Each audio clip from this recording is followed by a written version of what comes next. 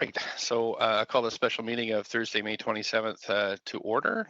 This special council meeting is convened by electronic means as authorized under Part 14 of the Procedure Bylaw and the Vancouver Charter.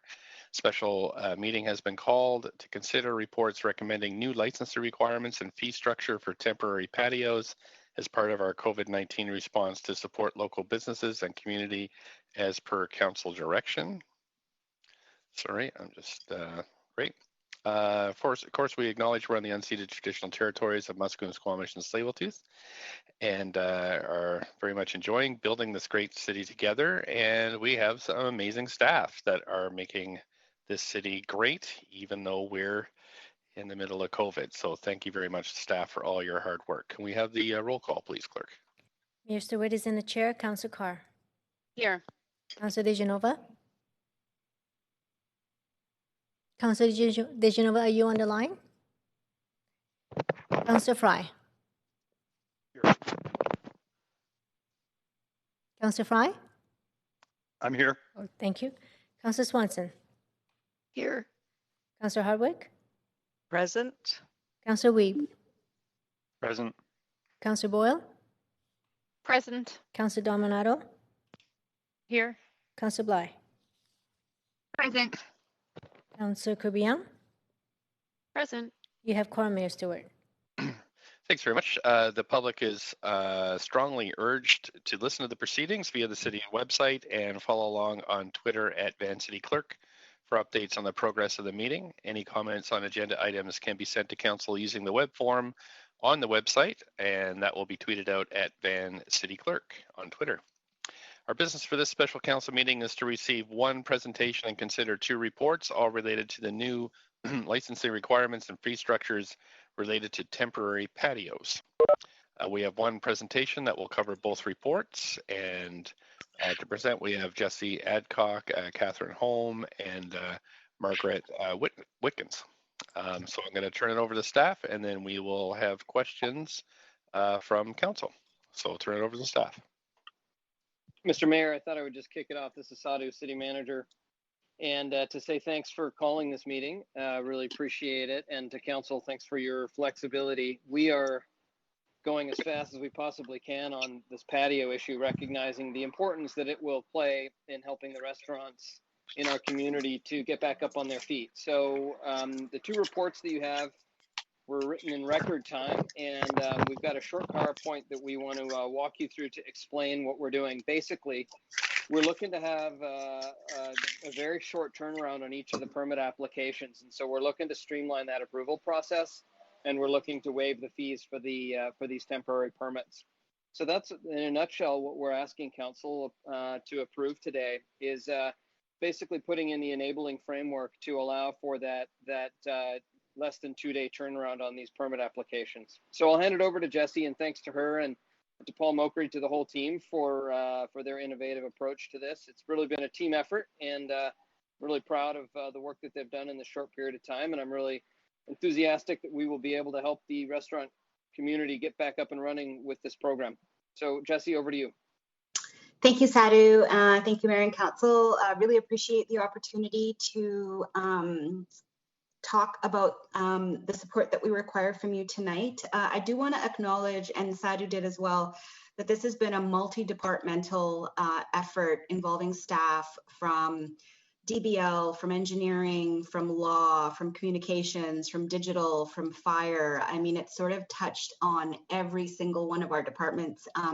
And I really, really, really want to acknowledge the collaboration and teamwork and the team spirit. Staff have all been really fantastic in terms of wanting to support this initiative, and also to showcase that we absolutely can rally around these kinds of priorities in support of economic recovery. So just today, I'll be doing a very brief overview, setting the context for two reports that you will have before you for decision later.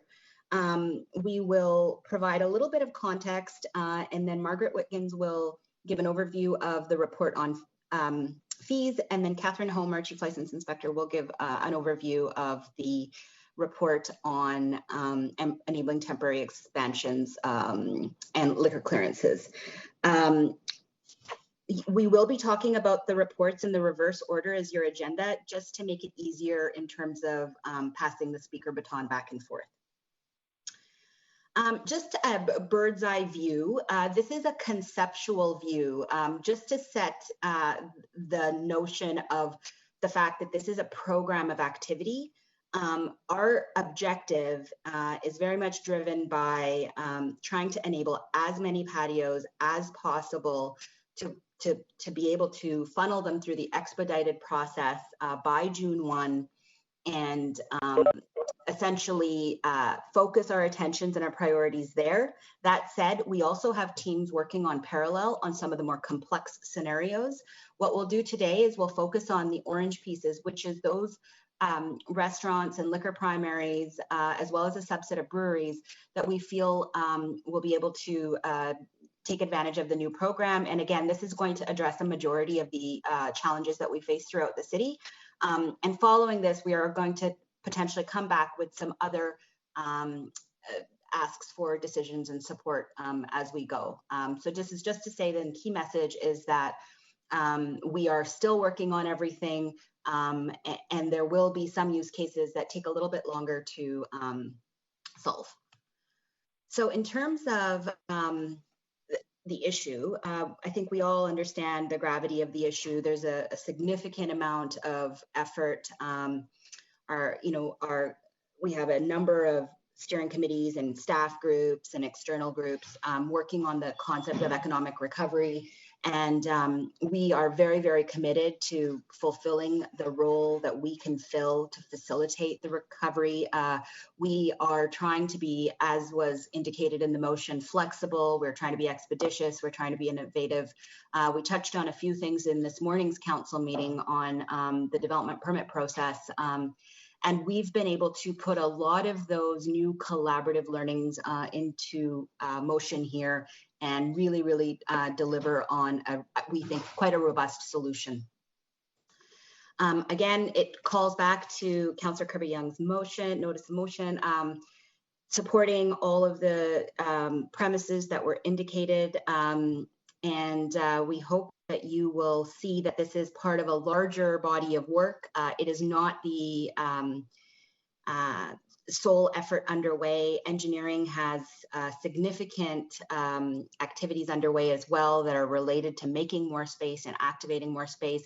And the great news now is that we've created an internal community of staff that are working together, aligning our efforts and really trying hard to ensure that we understand the applicant experience. We're trying to deliver a smooth experience for them such that they are not having to navigate the different city departments and different points of entry. We're really committed to a single entry point on the internet or on our website, and then some logic that we put behind that to be able to track the applicant to the right process depending on their need. Again, what we will launch with on June 1st will be what Margaret's about to share today, following this slide, and we will fast follow with the complex scenarios as we go forward. So with that set up, I'll just pass it over to Margaret to talk us through the program for day one. Great. Thank you, Jesse, and to Mayor and Council for the opportunity to present a bit more information on this program. I'll offer just a very quick overview and of course, answer questions at the end. Within this program, this initiative is led by the Street Use Management team. And so Scott Edwards, the manager of that team, is also here to answer questions. Next slide. So as Jesse's laid out, there's various patio types and locations that will involve different application and approval processes. Our focus for the initial June 1st launch was really to make sure we had something up and running quickly to address the demand for additional space. And so in parallel, we're continuing to work on an expedited approach for more complex scenarios that will come forward at a later point. For the first phase of the expedited patio program, the team has really identified what are the key criteria that will enable patios to be processed as quickly as possible, and then we're focusing on those cases. targeting, as you've already heard, a 2-day turnaround. Those patios would be provided a permit to operate the patio through October 31st. We would ask that the patios comply with some specific design specifications, for example, not having structures, electrical, or utilities. Would see that there's opportunities for these patios to be both licensed and unlicensed. So moving to the next slide, the intent is to enable light and quick implementation that does not involve significant design or construction costs. Our real goal is to move fast and be agile, and so that's going to require learning as we go and working with businesses to adjust if things don't work. There's 3 main installation types we're focusing on in this first phase: curb lane, building frontage, or building flankage. Next slide. So I'll just show a little bit more detail on each of these scenarios. In the curbside example, the patio is detached from the building and occupies parking spaces. This ensures that the new patio is not competing for circulation on the sidewalk. Temporary ramps would be implemented for accessibility. Liquor licensing would be permitted in this instance when railings are in place, which is a requirement of provincial regulation. Moving to the next slide. We also see the opportunity on the business frontage or flankage, provided that there's adequate circulation space that can be maintained, and of course needing to balance a number of other competing needs for limited sidewalk space. Our application process will provide specifications and templates for the dimensions and the layouts to make sure that there's a shared understanding of what the requirements are, and also to make sure that we're protecting accessibility, which is one of our foremost considerations for managing public realm. Moving to the next slide. We're also enabling small patios, that we call small patios, through this process. These are tables and chairs that can be put out and removed daily on the sidewalk. This is a very flexible application. Liquor licensing is not permitted in these circumstances because there's a lack of railing, which is a requirement of provincial regulation. Moving to the next slide.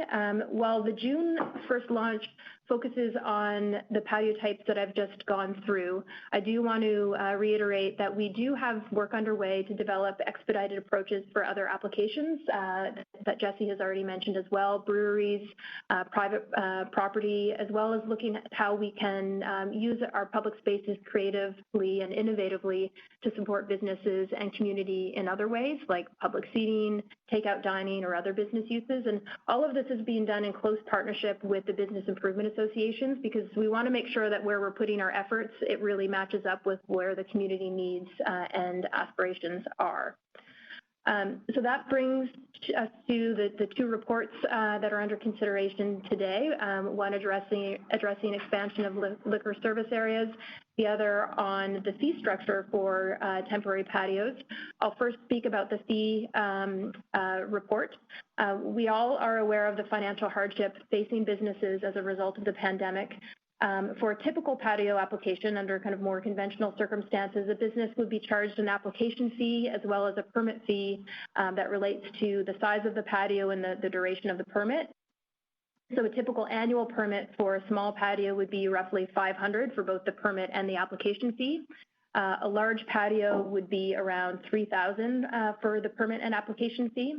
So in light of the kind of temporary and light touch and agile nature of the patios that we're putting through in this expedited program, we are recommending to waive both the application and the permit fee because it's a very different kind of product that we're permitting here. This waiver would apply only to these expedited and temporary applications through October 31st, at which point this temporary program would conclude. So applications for conventional patios would continue to follow the established review and fee structure set out in the vending bylaw. So that's the nuts and bolts of the fee report, and I would now hand it to Catherine on the alcohol licensing area. Thanks, Margaret. Catherine Holm, Chief License Inspector, and here to provide you with a brief overview of our report and recommendations. Like Margaret, I don't have slides specific to it, but details are in the report, and I'll give a brief overview of the content. So on Friday, May 22nd, the Provincial Liquor and Cannabis Regulatory Branch, or I'll refer to them as the LCRB, They announced a policy directive to permit the issuance of temporary expansions to liquor service areas for food primaries or restaurants, liquor primaries, pubs, and manufacturers or breweries. Typically, when existing liquor service license holders wish to amend their liquor service area, whether permanently or temporary, the province seeks municipal input and approval to their decision-making process. But of course, during this unusual time, local businesses are looking to reopen and comply with the provincial health officer orders related to physical distancing. So the province has made some changes to their process to expedite the approval process. The province has provided local governments with two options to guide their role in providing input to their decision-making process for these temporary service area extensions or expansions, and specifically for liquor primaries and manufacturers. The first option they provide is new. Local governments may now provide one pre-approval to cover all liquor primary and manufacturer establishments within their jurisdiction who may apply to the LCRB for an expanded service area. This option will provide the fastest processing of LCRB applications that are coming from Vancouver. Staff won't have the opportunity to see individual requests before they're approved by the LCRB, but rather applicants will be required to declare that they have met all the local government requirements, including compliance with bylaws and regulations when they apply. City staff will receive notice when the expanded service area is authorized by the LCRB. And the second option is for local governments to continue with their existing process to review and approve all individual requests for liquor primary and manufacturer expansions prior to licensees submitting their application to the LCRB. So staff reviewed both of these options as presented by the province last Friday and assessed the various benefits and risks. We've also clearly heard council's direction to take steps to support local business with reopening and restarting and to expedite our patio processes. So staff are recommending that council pass a resolution in support of the first option I described, the option to provide pre-approval for all liquor primary and manufacturer liquor service area expansions until October 31st, 2020. As outlined in the first, so that's outlined in the first recommendation that we'd be seeking approval to inform the LCRB that we would approve and support the pre-approval of these liquor primary manufacturer requests. Similarly, given that staff will not be following the typical process of reviewing these applications prior to submission to the LCRB, we recommend that council approve in principle an amendment to the license bylaw to temporarily waive our fees associated with those review processes. We recommend this temporary fee waiver be in place until October 31st, 2020 as well to align with provincial timelines. So in closing, we recommend that council support the two recommendations as presented in the report. Thank you. Thank you very much. I'm just going to go to a speaking list here. I have Councillor Kirby-Yung on the list. Councillor Kirby-Yung. Thank you, Mr. Mayor. Would you like to go through questions first? No surprise that I'd like to move this motion when I have some comments. We'll move it and ask questions, or would you like to ask questions first? Well, I'm just going to take folks as they're on the list. So you have up to 5 minutes here. Okay. Well, I'd like to move recommendation 1A to put it on the floor for council's consideration. Point of privilege, Mr. Mayor, I'd like to be added to the list. Is Councillor DeGenova for questions? Thank you. Okay, thank you. So you'd like to move the motion. Do we have a seconder for that? Second, Councillor Wiebe. Seconder for Councillor Wiebe. Okay, I'm going to put this on the main queue since we have this on the floor. If anybody would like to speak to the motion. I would like to carry on while I have the floor, if I might. Yeah, I just think you should put yourself back on that. Sorry. Sure. Councillor Swanson, I'm going to take you off and I'm going to put Councillor Kirby-Yung back on because she moved it. I will put Councillor Swanson back on next, and Councillor DeGenova said she wanted to speak as well. Please go ahead, Councillor Kirby-Yung. So I'm incredibly grateful to staff for moving heaven and earth and moving so quickly on this one. I do have a couple of quick clarifying questions and then comments, and I'm going to be very brief tonight because I know that you've done this work incredibly expeditiously, and I'm hoping we can approve it as quickly. Just so that people are clear, and I know that communication is going to be pivotal for the industry, am I hearing correctly that if council approves these recommendations tonight, applications will open June 1st, and there will be approximately 2-day turnaround? Is that what I heard? And that will be a point of information first through to the city manager? Yes. Thank you. Through the city manager, and then whoever you'd like to assign that to. Yeah, thanks. I mean, I can just, yes, that's correct. Okay. I'm just going to speak to make some comments then and say that I think it's phenomenal. I think that this is what the industry is looking for. I think that days matter, and this is about absolute survival of our industry. And I think Ms. Adcock put it best, so I'm not going to choose different words, but she said flexible, expeditious, and innovating, and showing that we can rally. And I think that this is going to mean so much to our restaurant community. This is their ability to survive or not. And to make it or not and keep them in our communities. And they're pivotal. It means a lot to Vancouverites to be able to get out as well. So I think that you said the language was to get as many patios approved as quickly as possible. I think the staff have been very thoughtful in the work. I appreciate the delineation between focusing on the first parking spaces, the business frontage and small patios. I think you said frontage and flankage. And then looking at ensuring that pursuant to the amendment that Councillor Weep contributed, that we follow in very short order with breweries, private patios, and other public spaces. So I really appreciate all of the work. I know I was vocal on it, and I know that I pushed on it and sent in a lot of the feedback that came from the industry. And I think that the restaurant industry really deserves the props on this one because they rallied and came together, and they were very clear and unequivocal in what they needed to survive. And so I thank them for that. I appreciate all of council's support, and I just want to really take my hat off to the city. This is what makes me proud to be Vancouver, and I think that this is our chance to step up and show that economic recovery is really important, and our small businesses are fundamental, and we value them. So thank you for that. Thanks very much. On to Councillor Swanson. Please go ahead, Councillor Swanson. Yeah, I have a question to start off with. Sure, if you just, I'll use that as a point of information, so go ahead. If there is an issue, like people start getting too rowdy or the accessibility is impinged or something like that, will the staff still have the ability to go in and deal with that? Over the city manager? Yeah, thanks. We definitely will. Yeah. Catherine, do you want to say anything about that? Sure. Just to say that there are a few different enforcement mechanisms that still are in place. One, that the province retains their role as authority over liquor license enforcement, and the city retains the role of enforcement around any non-compliance with patio permits or just typical business license issues like nuisance or public safety issues. Okay, thanks. So just to speed this process up, I'm definitely going to vote in favor of it. I used to sling beer myself in another life, and I know that a lot of the people who've lost their jobs have been low-wage women service providers, and I'm hoping we can get them some of their jobs back.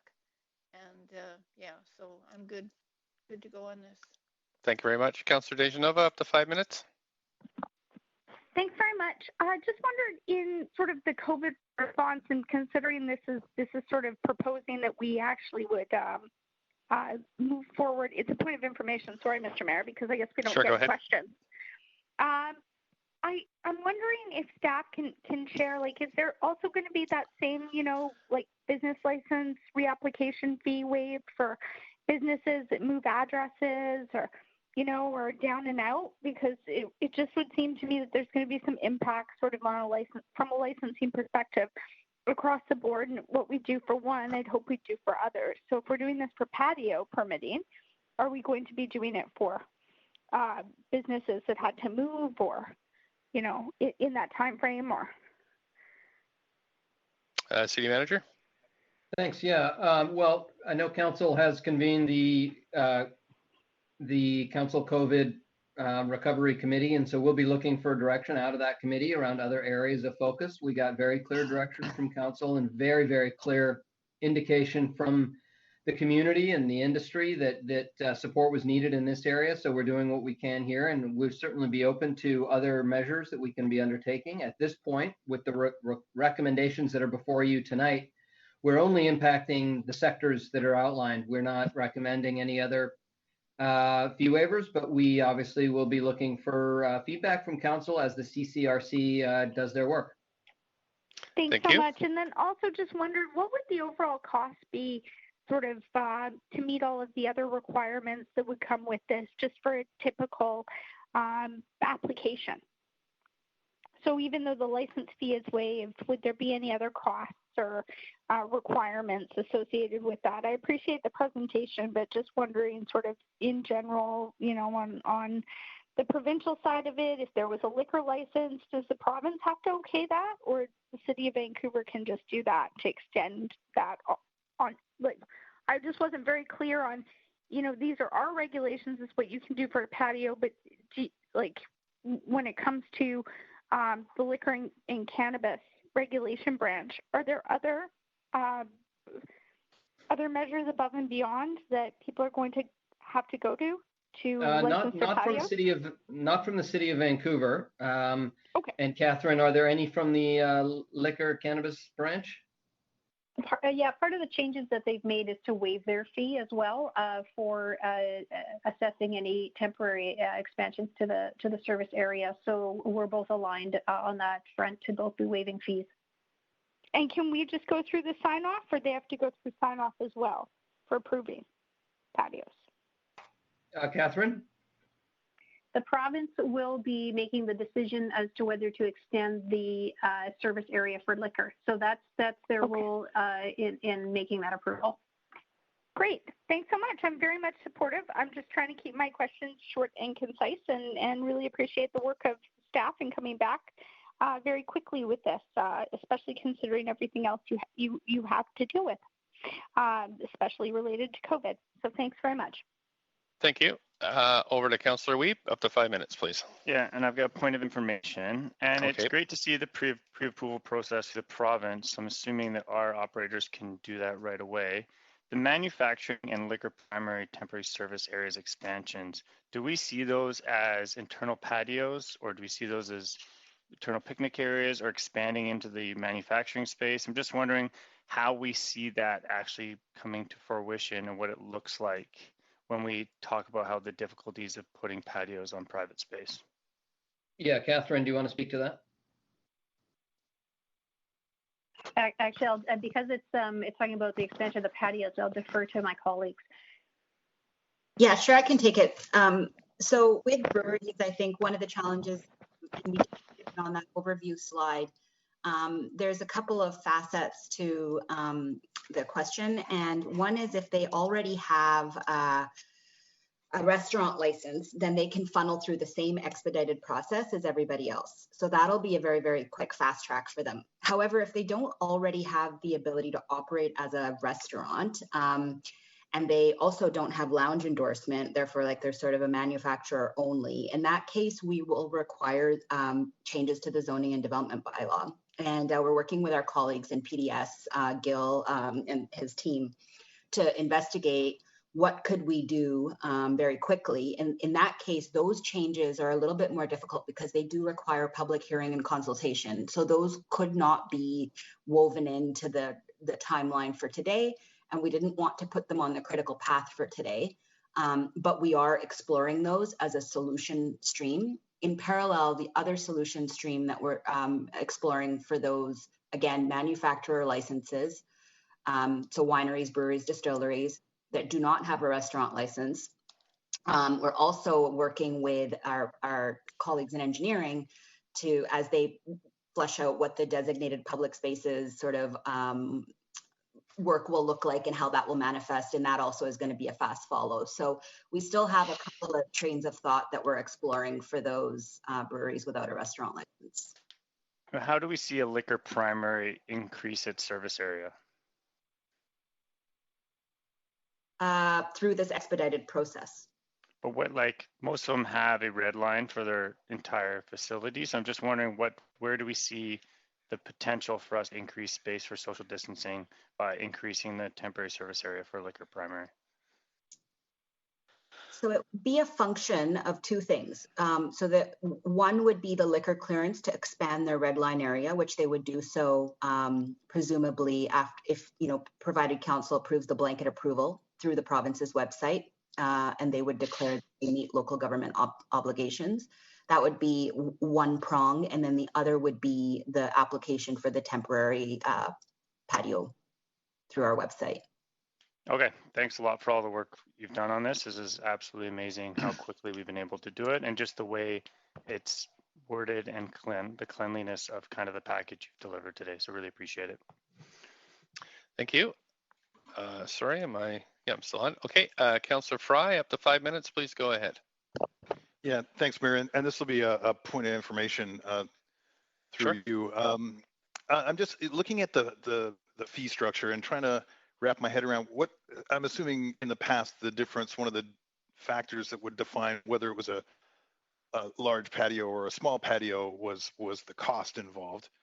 And in the absence of any cost, which is great, what would be the determinant factors for a small or large patio? Yeah, through the mayor. How do you mean determinants? Well, I mean, what would stop anybody from doing a large patio as opposed to a small patio? Is it strictly based on the available space? It'd probably be a combination of, yeah, they're going to have to store the chairs, depending on what type of establishment is, whether they need to have some sort of railing around it. And then, yes, the amount of space that might be available. So there'll be, I presume, a number of factors that they're going to take into account. And if they're a smaller establishment and they can't support that number of customers, obviously they wouldn't want to expand too large. Yeah, and I guess that's where I'm just wondering about some of the equitable distribution of these and what spaces may not physically be able to accommodate patios. And do we have any sense of how many restaurants this won't provide salvation for, in the sense that they don't have a physical space for patios? Well, at this point, what we're trying to do is it's a bit of the 80-20 rule. We're trying to get support as many as we can with as little effort as we can through this measure. As you heard in the presentation, there would be other measures that we would be looking to undertake. I mean, you see streeteries in other places. You can imagine if there's a road closure that the patio could maybe go into the road instead. Not just in the parking space, but in an actual closed road area. You could have multiple restaurants in locations like that. And I think, the direction we've gotten from council here is to be innovative and to look at repurposing space. And so I think we'd be looking for creative ways to do it. Now, if it's a large patio, they might need to come in for a DP or a BP. They might need to make investments, awnings, and things like that. And that's what the regular process involves. So with this expedited approach, we're looking for this simple ways that they could do it without all of those things. Yeah, that's great. Well, I'll just take a moment to just add my 2 bits of support. Really happy to see this move so quickly and appreciate all the hard work. I know that a lot of folks thought this could move faster, but I certainly appreciate the complexity behind this work behind the scenes and the hard work that went into getting this all there. And thanks to staff and all the work that's gone into this. Happy to support it.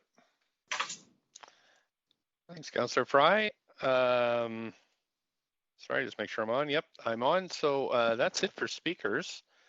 So I guess we can move to call a vote on this one, Council. Mayor Stewart, just to clarify, we have 2 reports. We'll be dealing with 1A first. Okay, thank you. So we'll vote on 1A first, Council. Point of privilege. Oh, sorry. I got to Councillor Carr first. Go ahead, No, Councillor. actually, I was going to convey one on behalf of Councillor DeGenova. Go ahead with her. Okay, and just while you're here, Councillor Carr, you haven't voted yet either. Councillor DeGenova, you need a vote assist? Yes, please, in favor. Okay, thank you. And Councillor Dominato? Great, that's unanimous. Thanks, Council. I don't know if clerks want to pull that up on screen or not before we shift to the next vote. Sure if we got there or not. Councillor Kirby-Yung, you had I see you on the list here. Did you have something to add? No, I'm just waiting to speak on 1B on the next report. We're just voting. We're just voting on. I thought we just voted. Sorry, my apologies. We voted on 1A, and now we're voting on. Sorry, clerk. Are you saying we're calling the vote on 1B, or we're going to that motion? We're going to that report now. Okay, great. Thanks. So, right. So, great. So we'll turn it over to. Sorry, if I followed my script, I'm sure I would be in better shape. No worries. Okay. Sorry. So I guess we captured, was the one presentation for both reports? Is that correct? Yes, Mr. Mr. Mayor, we just took the one presentation and all the questions pretty much covered both reports. So Okay, from our great. perspective, you're ready to vote on the second report. Okay, thanks very much. So I've got Councillor Kirby-Yung on the list. Sorry about that. Please go ahead, Councillor Kirby-Yung, up to 5 minutes. Yeah, so with respect to report 1B, titled Fees for Temporary Patios During COVID-19 Recovery, I don't want to overstep this time and like I did my enthusiasm and cut off councillor questions, but since I'm not seeing any other councillors on the queue, that she's speaking slowly, Yes, go right ahead. Yep. then I'm going to go ahead and move the motion and put it on the floor because I don't see any Thanks. councillors. I'm assuming there's no Second, questions. Councillor Wiebe. Thank you. Seconded by Councillor Wiebe. Right, so I'm going to go on to the main queue and I'm going to clear the queue, although I'm going to put Councillor Kirby-Yung back on because she was, Councillor Kirby-Yung, do you have anything you'd like to say to this? Just to, again, to express great appreciation to staff and speak in wholehearted support. I think that the additional effort here to waive all of the permit and application fees that are associated with temporary expansion of patio spaces for the 2020 season until the end of October is going to be so well received by the industry. And when they are struggling and every dollar counts and every day or week of opening counts, it will make a huge difference and generate, I think, a lot of appreciation for the work that's being done by the city staff. So I'm really grateful for that. And I'm very appreciative of the work and I'm happy to move this and have it seconded by Councillor Wiebe. Great, thanks very much. I don't see anybody on the list, so I'm going to call a vote on this 1B. Councillor DeGenova, are you needing a vote assist? Yeah, Yes. Go ahead. In favor, please. Okay, thank you. That's unanimous. Maybe the clerks can put that vote up on the screen.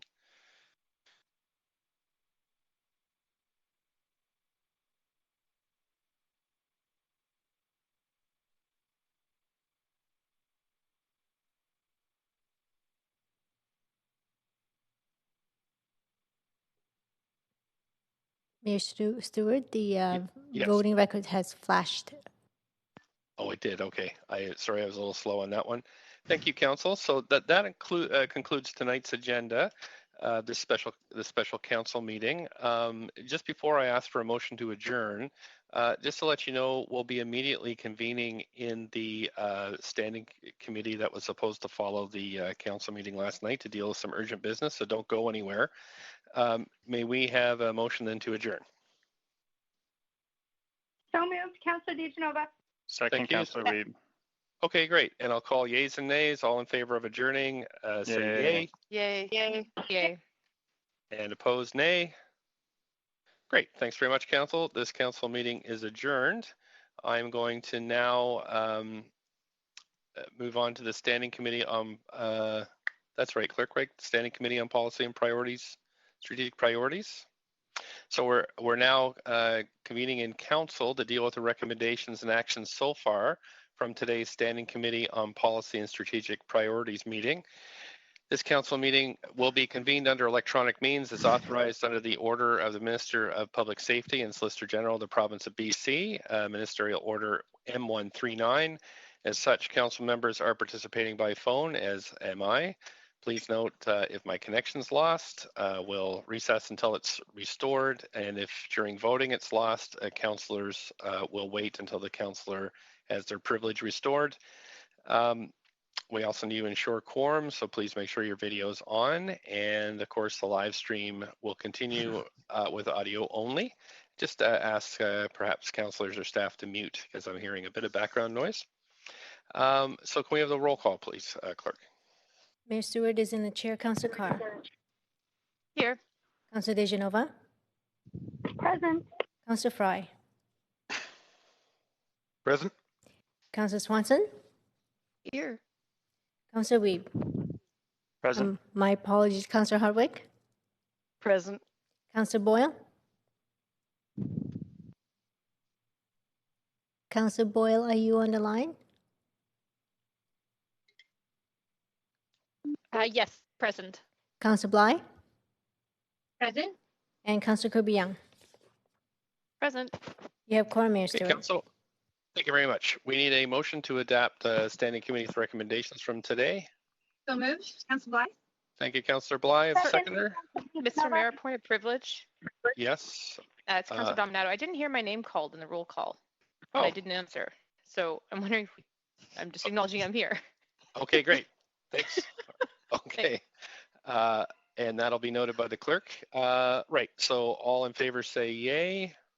Yay. Yay. Opposed say nay. Okay, thanks very much. That counts. The motion is carried unanimously. We're moving on to urgent business. One item of urgent business on the agenda, the adoption of the minutes from the CCRC meeting on May 22nd. Any corrections to the minutes? I'll call one more time. Any corrections to the minutes? Someone like to move adoption then? Move, Councillor Carr. Thank you, Councillor Carr. Seconder? Second, Councillor Dominato. Thank you, Councillor Dominato. We're going to do yays and nays. All in favor say yay. Yay. Yay. And opposed say nay. Great, thank you very much, Council. That's passed. We're now going to recess this council meeting to reconvene in the standing committee. And clerk, do I continue on through the script No, you need a mover and a seconder, please. for the unfinished business? No, we're just going to recess. Okay, so a mover for the recess. Kirby Young. Councillor Bly. Okay, I think I heard Councillor Kirby Young first and Councillor Bly to second. So we'll do yays and nays. All in favor, yay. Yay. Yay. Yay. Opposed, nay. Okay, that's passed. Thank you very much. Just looking at the script now, clerk. So now we move back into the standing committee agenda. That's correct. We'll move back at 7:15 to give us an opportunity to switch out staff for the reconvene of standing committee. And council can stay on the same WebEx. You don't have to change. Thank you. Okay, there are two other items on my script, the unfinished business and the adjourn and recess. That would be, we will deal with that when we reconvene the council portion following standing committee. That's the debate from the public hearing last night. That will take some time. Okay, great, thanks. And so we're going to reconvene back in the standing committee chaired by Councillor Carr at 7:15.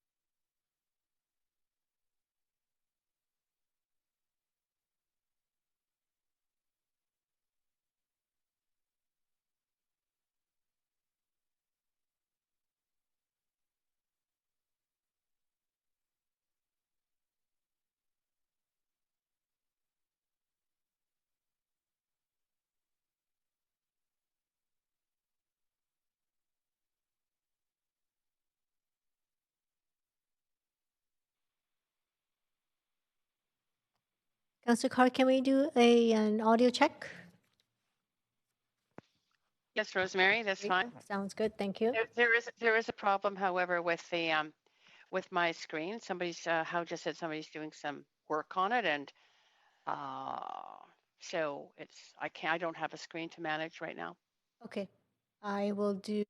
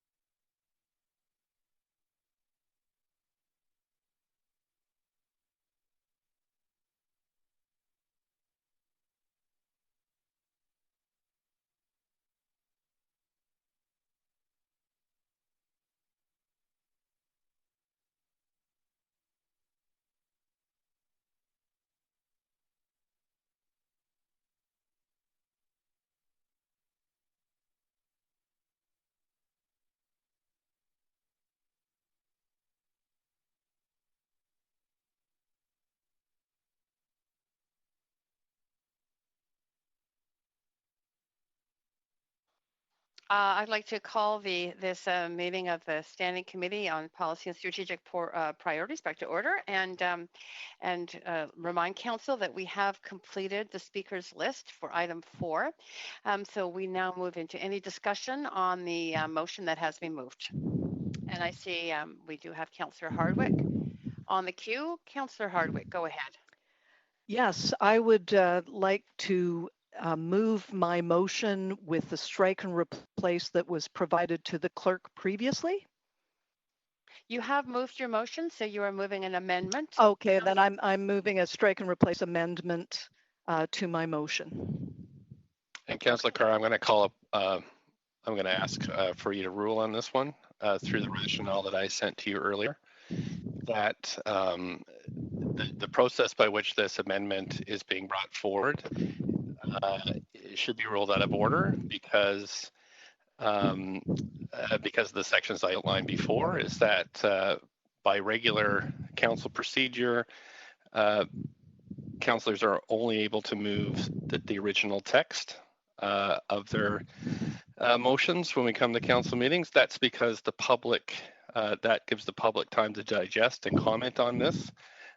And so the way this is being done violates the spirit of how we're supposed to inform the public and include them in the debate. Yeah. So that's section 9.3. Excuse me, no, Councillor Hardwick, I am being asked to rule. It's not, you do not have the floor. It is the mayor that has the floor right now and speaking to me on asking for a ruling.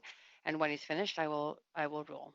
I am finished. Thanks very much. And I did send you an email with outlining my argument. So thank you. Yes, thank you. And I did receive that. In terms of the section 9.3 around the same item on the agenda, this is the same item. We heard speakers to the item as it was originally posted. I think we all understood that there was going to be a change being tabled, but the item that we have had in the public realm and speakers spoke to was the item that was on the agenda. And that we are dealing with that language now. It is the motion on the floor. There is no amendment yet to that motion. In terms of section 8.7.a, the good rule and governance of the city, I do understand that it is about public notice, and I do believe that there was notice given on that motion that is on the floor that speakers have spoken to.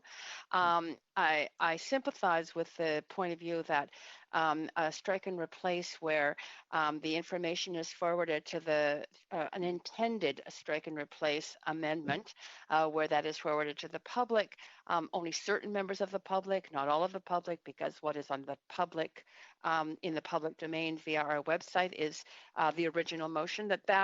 I'm cautioning councillors that is not good process, that we all go through amendments and changes to our motions, virtually everyone with this council, and some of them are extensive and some of them are minor.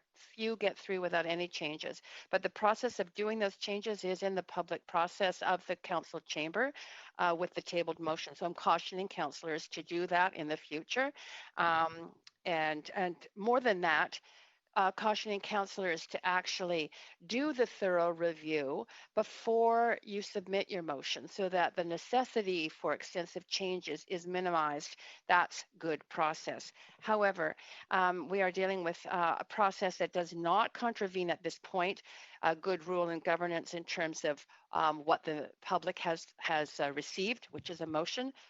That motion being tabled, which has been done, and now we're in the process of debate and change. In ruling whether or not this is in order in terms of an extensive change, if the change in any way I thought would be contradictory to the original intent of the motion, I would rule that it is out of order. However, I have examined the language in both the original motion and in the motion that the amendment that has been circulated by Councillor Hardwick.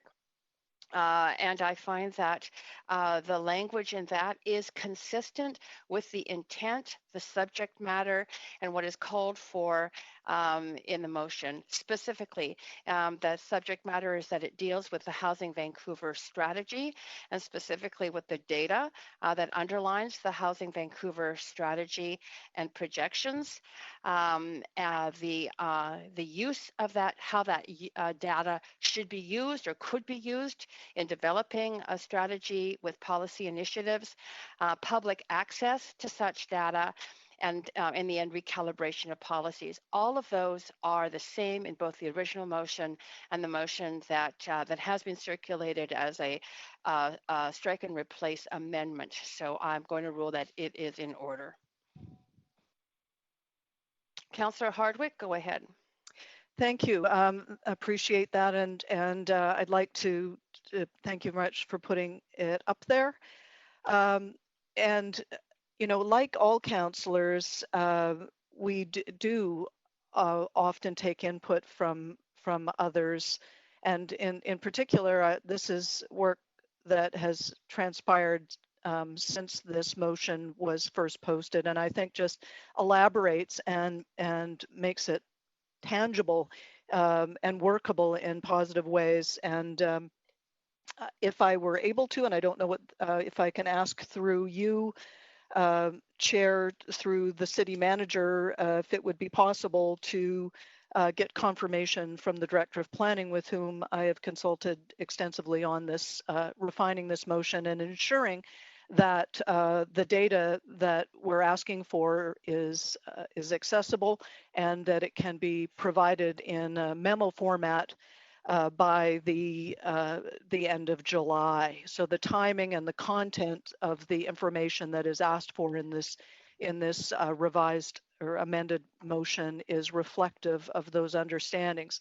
It also suggests that we move, in A, that we move from the data then into a larger process around analysis and ultimately policy recalibration.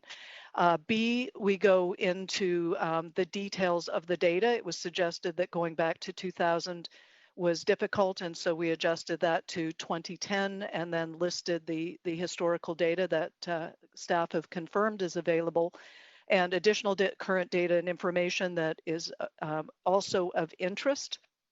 And then further, the small note in C that the Housing Vancouver targets are aspirational to achieve the right kind of supply of housing. There was no change at all in D. I eliminated the original E, and F is just asking for staff to report back via memo as opposed to full report with the requested information and as listed above for council consideration in July. And then with the hope that ultimately this data will be provided on the open data portal of the city.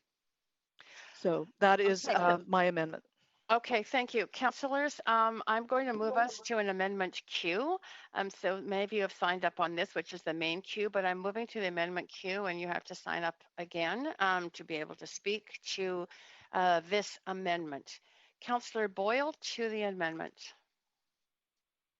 Thank you, Chair Carr. And I'm going to save most of my time after I have had a chance to again review these amendments to speak to them, but wanted to say pretty quickly off the bat, and I appreciate that you also spoke to this, Chair, but how challenging I find this extensive amount of amendments to councillors' own motion. We have a process. The public, I think, deserves to be able to see what we're debating, and so just want to articulate really clearly that this doesn't feel like a good democratic process at all to me, and so while I will participate in catching up on all of these many amendments, I'm very frustrated that this is the process that we're going through on what I agree is, of course, an important topic, and would much rather have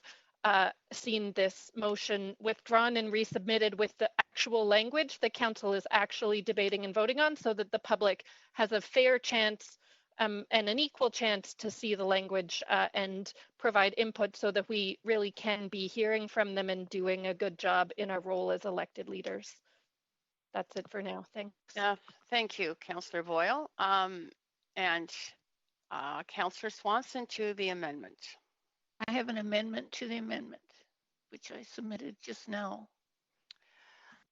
Okay, so you have submitted. I'm going to move us immediately to an amendment Q2, and you can introduce your amendment to the amendment, Councillor Swanson. I'll get you. Well, I think it is important to get data, and it is important to refresh our housing strategy. I think when we got a report a few weeks ago from the housing guys, they said that.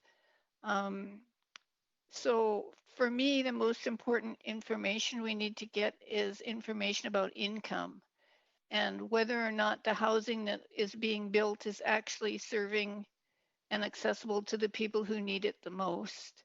And then I also added in here accessibility data because there's evidence that seniors are going to be a huge proportion of our population coming into the future. So if we had information about whether or not new housing that's being built is accessible, that would probably be good too. So I just wanted to add in that request for information about household incomes and accessibility. Point of order. Yes, Councillor DiGenova. Thanks so much. Madam Chair, I'm just looking and I'm going to ask you to rule on this amendment to the amendment because first of all, there's two parts to this. It asks for affordability and how much a household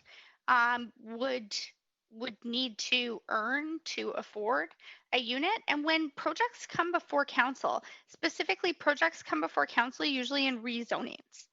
That's when they come to us as council. They might go to development permit board and the process there may be different, but I understand that every one of the reports that come back, a policy report from our staff already has that information in it. It already says that there are, X number of units that do or do not meet our policies as to if they're 1 bedrooms, 2 bedrooms, 3 bedroom units. Not only that, it talks about the housing income limits or if they're geared to income or lower end of market. And it actually usually breaks down the specific projected rents. So for that reason, I would have to ask that you might consider ruling this out of order. Although Councillor Swanson, I agree with you that they should come forward, but I already see them come forward with every one of our projects that we consider a public hearing. Thank you. Point of procedure. I'm going to do a ruling first. I'll get to you next, Mr. Mayor. But in terms of the ruling, in my read of this amendment, it is consistent with the information that is being required or is being asked for in that list. If you read that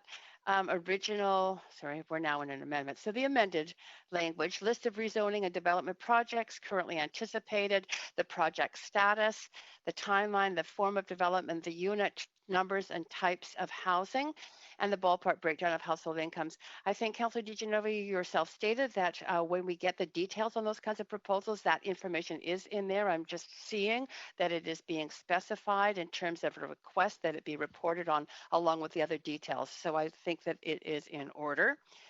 Mr. Mayor, go ahead with your point of, I forget what it was a procedure. I just wanted to confirm that when we raise points of order, that we're supposed to name the section of the procedural bylaw that we're actually asking to be ruled upon. Thank you, Mr. Mayor. You did a good job of that yourself. And Councillor DiGenova, you failed to do that. It's true. Point of parliamentary procedure. I'm just going to finish with this point of parliamentary procedure. Councillors, when you do raise points of order, point well taken by the mayor that please do specify the section of the procedure bylaw that you would like me to rule under on that point of order. Councillor DiGenova, what is your point of parliamentary procedure? I believe I had, but I'm sorry if I didn't mention that it was section 8.7, subsection F. and No, you that was didn't for mention that. frivolous. So yes, Yeah. I had it in front of me, and my apologies.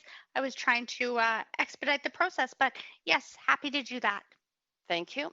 Okay, so moving right along, Councillor Swanson, go ahead. Are you finished on your introducing your amendment to the amendment? Yes. Great, thank you. Then I'll move forward to Councillor Fry. Go ahead on the amendment to the amendment.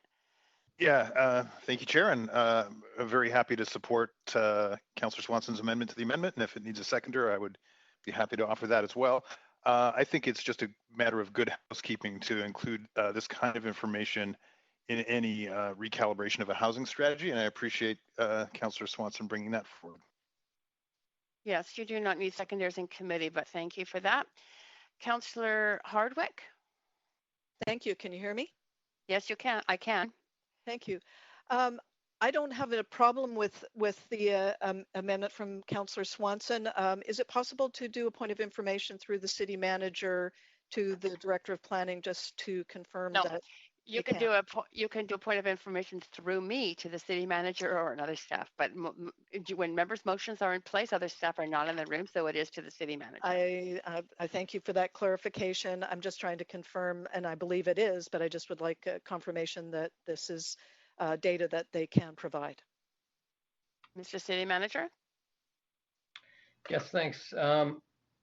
I believe, well, first, I guess what I'd say is the staff that would be doing this are doing other work that you've directed them to do. So, this is redeploying staff to do different work, and that obviously has an impact on our ability to deliver on the rent protections and the other things that you've already directed us to do. So I would just have to point that out. But beyond that, I do believe that we would be capable of finding, gathering this data. The reason I asked the question is that I understood from the director. Am I still there? Yes, you are. The reason I asked the question was I understood from the director of planning that the other data that I had asked for was largely available without additional work. So that was the nature of my question. But I still am, and I think there's enough flexibility in the way that this is constructed that we can add additional data sets that help ultimately to inform our analysis and policy recalibration. So I will support Councillor Swanson's amendment. Great. Okay, Council. I see no one else on the queue for this amendment to the amendment as put forward by Councillor Swanson. So, Madam Clerk, I wonder if you could take us to a vote on this amendment to the amendment.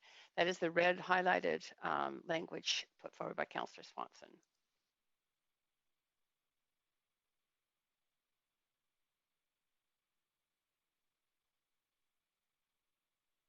Councillor DiGenova, Councillor DiGenova, you have not yet voted. Do you need a vote assist? No, I'm just bringing my voting panel up here.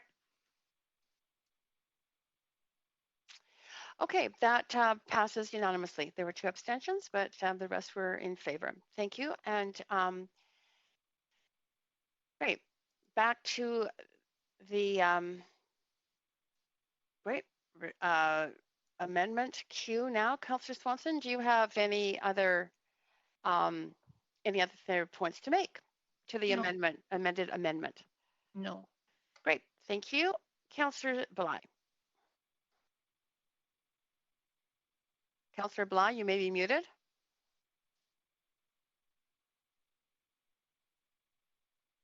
Councillor Thank Bly. you very much. So yeah, we're speaking to the amended amendment. Amended motion. Yes. Right. Okay. Just to point of clarification around process, since this is a strike and replace, are we now speaking to the entire motion or just the amendment itself? And we'll be speaking to the motion after. We will speak to the motion afterwards. You're really speaking to the amendment, which is a lot of red language. Okay. Red highlight. Okay. Well, I'll be supportive of this amendment, and I can appreciate some of the concerns around due process. However, I feel like we have during the last 18 months in council, so I'm sort of speaking more to process right now, we have experienced sort of full strike and replace motions.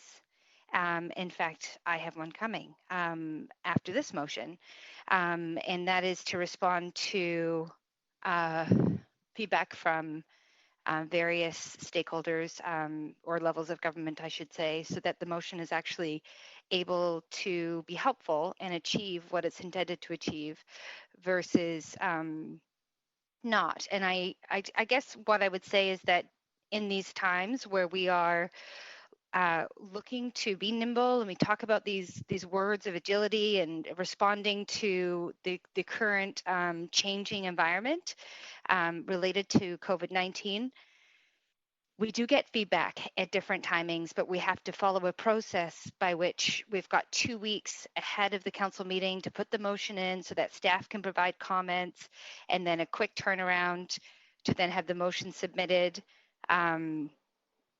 So I could go on and on. I won't. It's late. It's been a long 2 days, but I just think that we have to be careful that the content of this motion is not creating a bias around whether or not this process is out of step with the processes that we've followed for the last 18 months as a council. So I'm supportive of the process. I think the amendments improve the motion, and they reflect work that staff are also supportive of, and that's great. That means that council is working with staff to come to a place where we're going to be able to achieve clearer, more accurate data. And I will speak to the motion after briefly, but so I'm supportive of the amendments, and I'm also supportive of the process that's been taken to get here.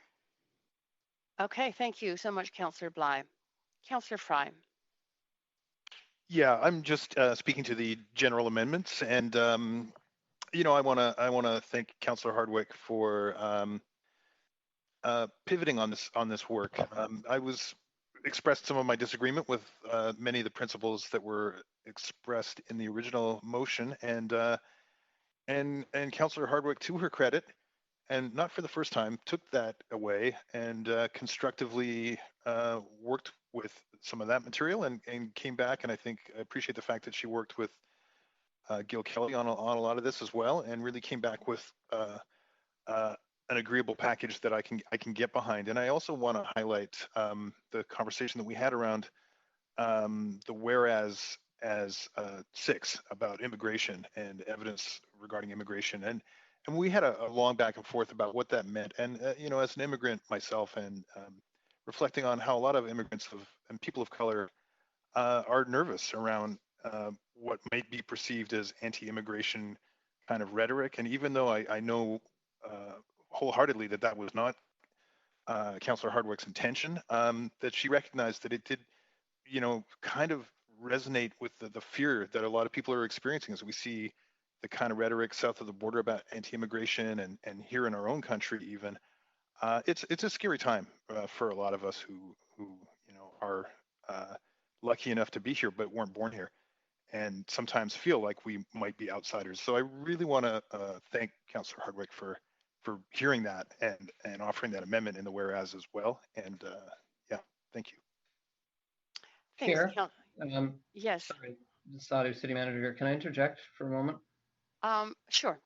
Thanks. I was answering Councillor Hardwick's question earlier, and Law has since interjected and asked me to highlight that we are not able to provide information on inquiries. So the statement in this paragraph on preliminary applications, I think the way it's written, we aren't able to provide that information. That those are confidential inquiries typically, and so we're not able to provide information about those. Great, that's very helpful information. I'm sure that somebody's going to take that up. I appreciate making sure that, yeah, thank you for that. You're making sure that we are informed on that. So when I'll follow the speakers list now, but I'm going to be point of parliamentary procedure. Cognizant, just a second. Yeah, cognizant of the inability of staff to provide information in that particular language to fulfill that particular language. Councillor DiGenova, go ahead.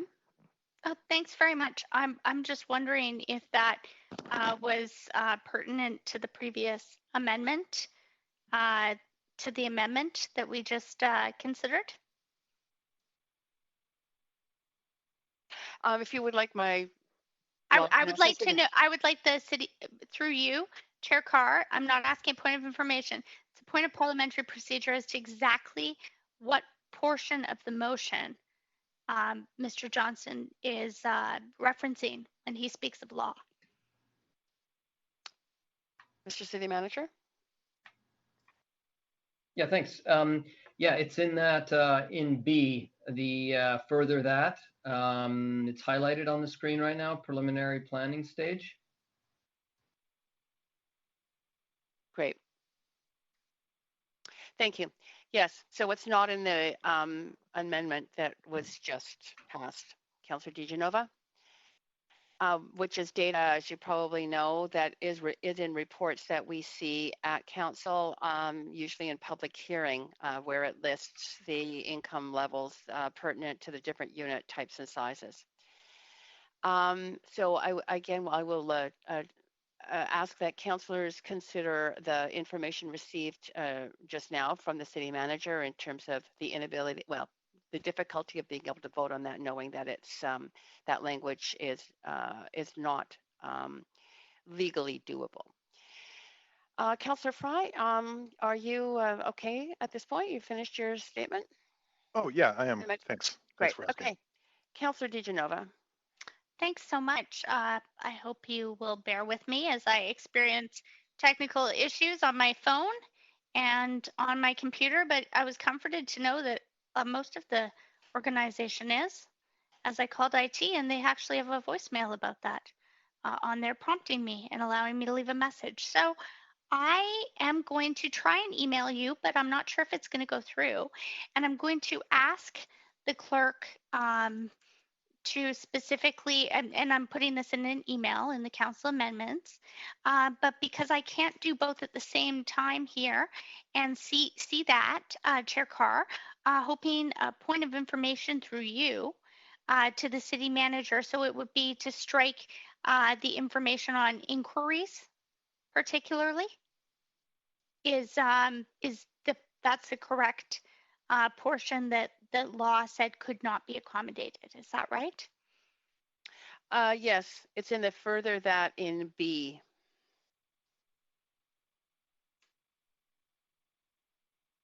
And is it only specifically about the inquiries? If you're looking at the language is it's a further that council directs staff to provide additional current data and information. A list of the rezoning and development projects currently anticipated that are in a preliminary planning stage. And then it does a lot more detail on that, the project status with estimated timelines, proposed form of development, unit types and numbers of housing, ballpark breakdown of household incomes required to afford each unit for each project, which is what we just voted on, but it's in that section. Okay. Chair Carr, this is Councillor Boyle. I have a point of order. Yes, go ahead.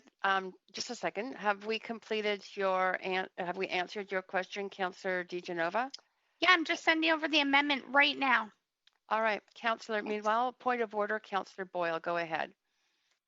I am hoping, based on the information that we just heard from law, if you can rule on whether this is in order based on 8.7F, that it is incorrect according to what law has told us we're actually able to collect this information.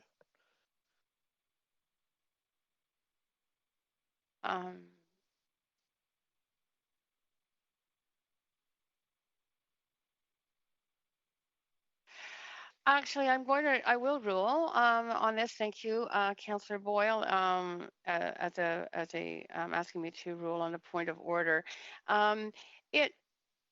Incorrect.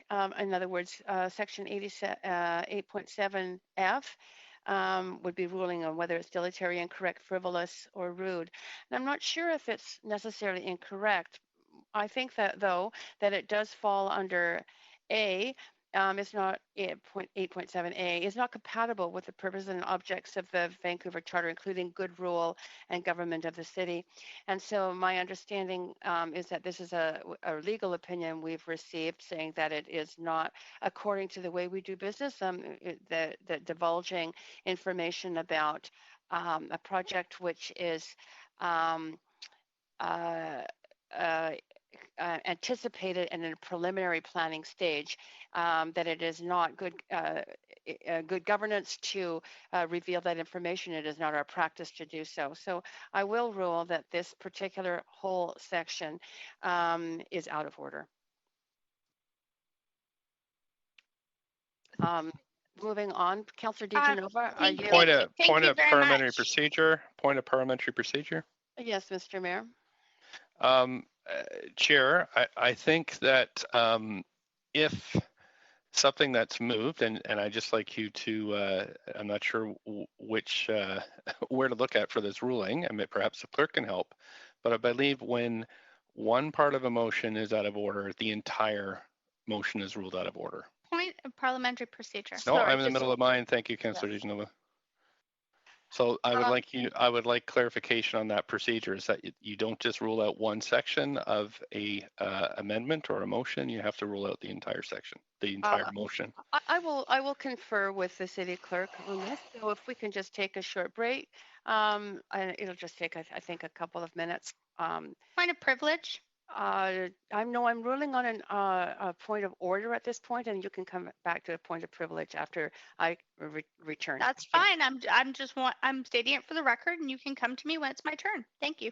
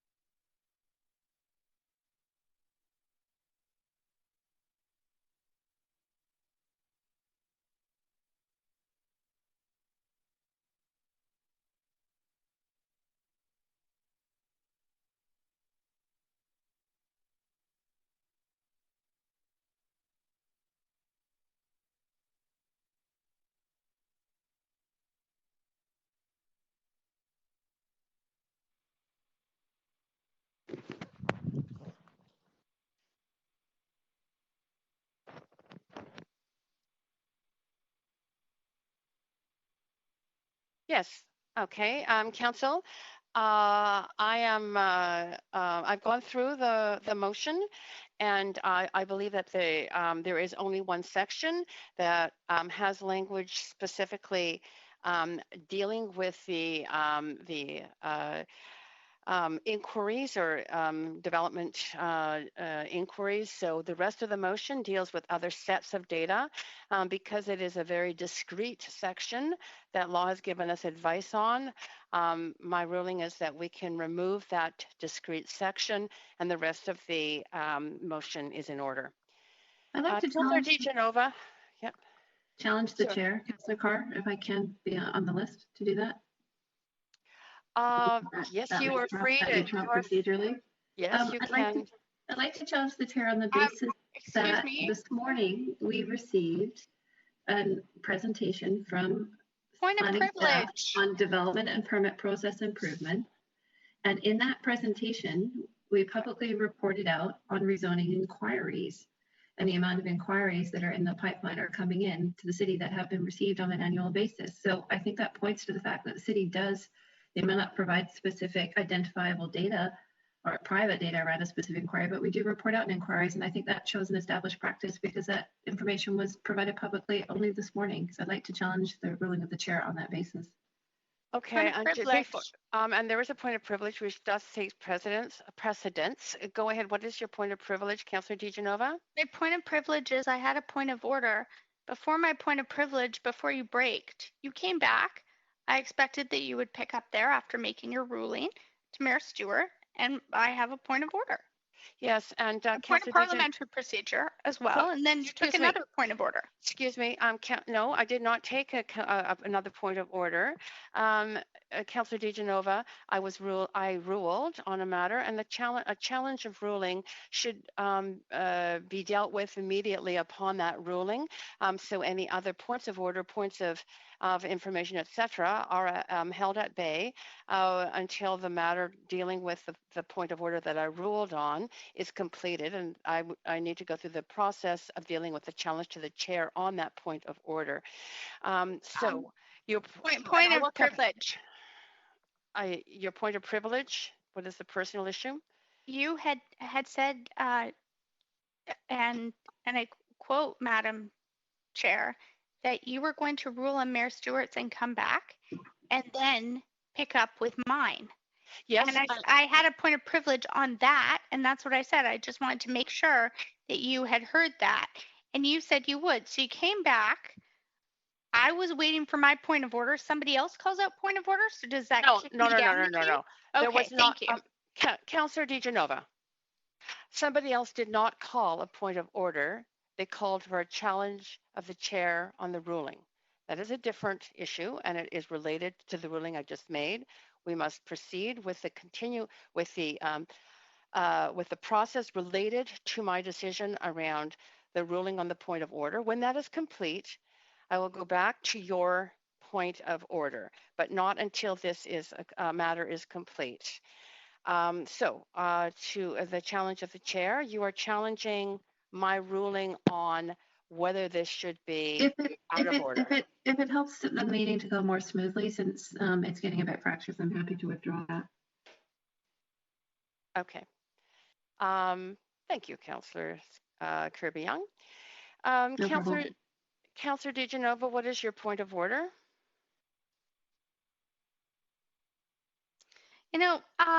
Chair Carr, actually, I'm not sure. Now, it's a point of parliamentary procedure. I'll withdraw my point of order. My point of parliamentary procedure is I was just called out for not mentioning the points in the specific point, my specific point of order. A challenge to the chair is section, I believe,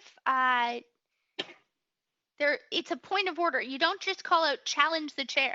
You call out point of order, and that section is section 4 of the procedure bylaw. So the fact that that didn't need to be called out, the fact that Mayor Stewart, and I appreciate and I try my best to state the points of the procedure bylaw. I have them here in front of me. But even just in asking you to rule on that, he didn't state the point of the procedure bylaw, which would be, I would guess what he was going at was the good rule of government, which, I mean, it is there in the procedure bylaw. So do we have to call out the sections or not, Madam Chair? Because if I don't need to call them out, that's fine. But if the rules are the same for everyone, I'll work very, very hard to make sure I have every single section ready. Thank you. Yes, and Councillor DeGenova, I'm just looking for challenge of the chair. I didn't believe it was a point of order. But, may I ask through you, point of parliamentary procedure, to the clerk, when someone is to challenge the chair, do they state point of order first and have to state the subsection in the charter that challenges the chair?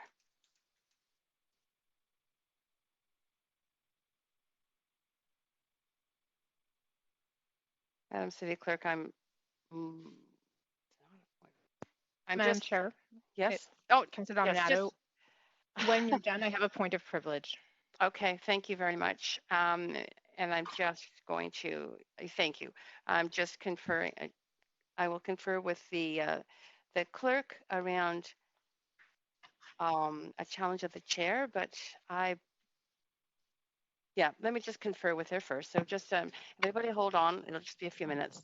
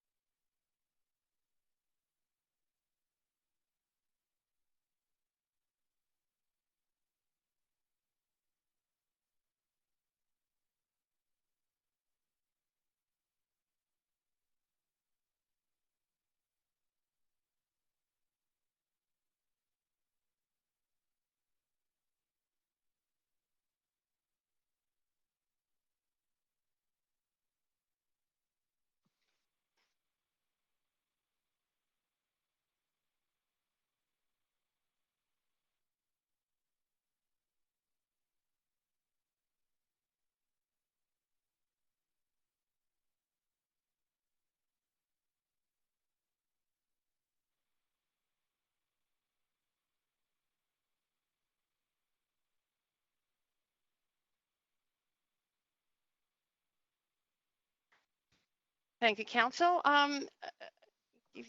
Councillor DeGenova, a point of order is not needed to raise a challenge to the chair. The challenge to the chair is its own section of the procedure bylaw, and at the time that a chair makes a ruling, any councillor may call a challenge to the chair. It is not a point of order. It's just a continuation of the process around a ruling around a point of order. I was correct.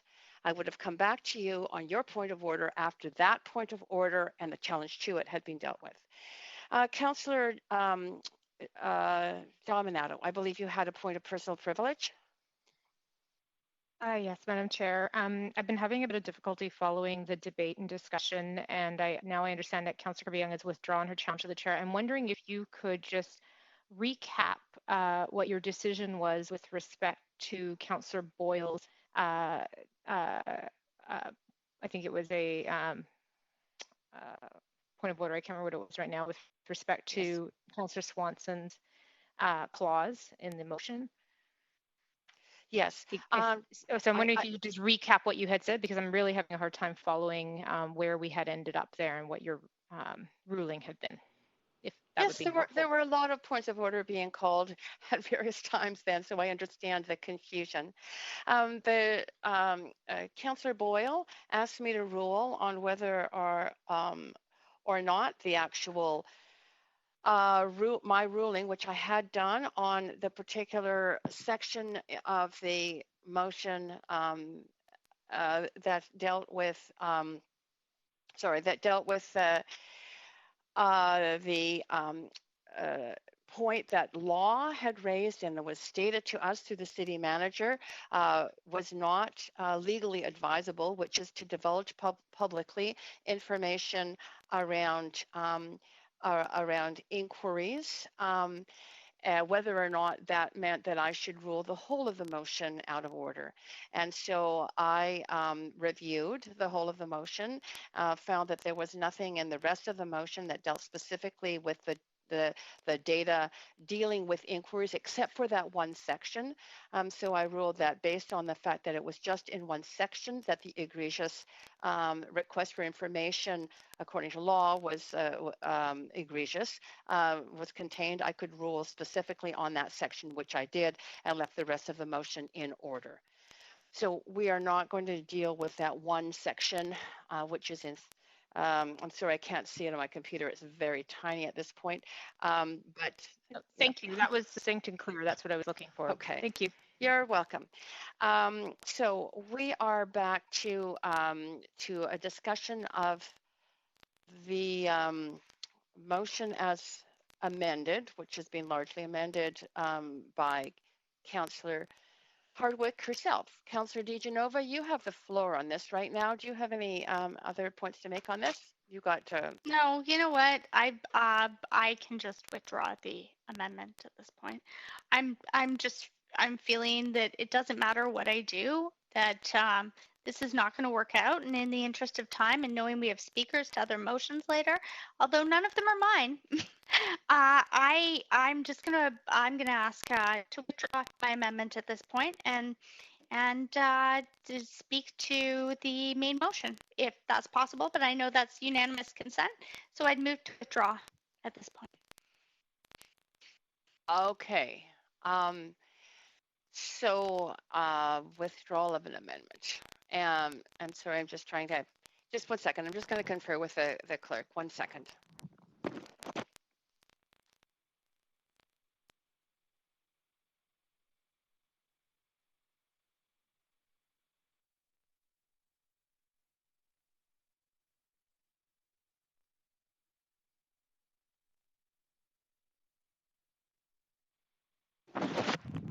Great. Okay, Council, thank you. I just was verifying that that amendment had not been tabled. It had not yet been tabled, so it isn't technically withdrawn. It's just not tabled. Thank you, Councillor DiGenova.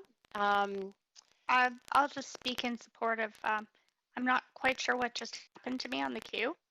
I did not push any. Yeah, you can continue speaking. I thought that you were done, but that's okay. You can okay, I'll just put myself back on so you can put my timer on.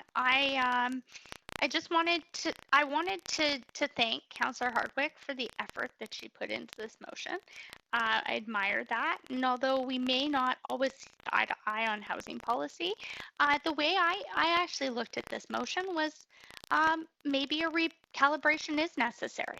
Maybe that is something that is necessary, and as I asked of the speakers, maybe this might, I don't think that we should presuppose what this may turn up. However, I think that it could actually show us that we need to aim higher. Our targets, not our promises, our targets should be higher. And also looking at the specifics of those targets for lower income people, for people who, and I know that we already have data on this. Councillor Carr, you'll remember from last term we have data that was done, I believe, not only for the housing strategy, but also for affordable home ownership, that 70% of renters in the city of Vancouver would, if they could, being the operative word there, want to one day aspire to home ownership, but it was simply out of reach. We also learned that 30% of renters, I believe that was the number that I have here that I'm looking at, 30% of renters in certain areas in our city were actually overhoused because they just couldn't make it to that down payment. So then we look into affordable home ownership.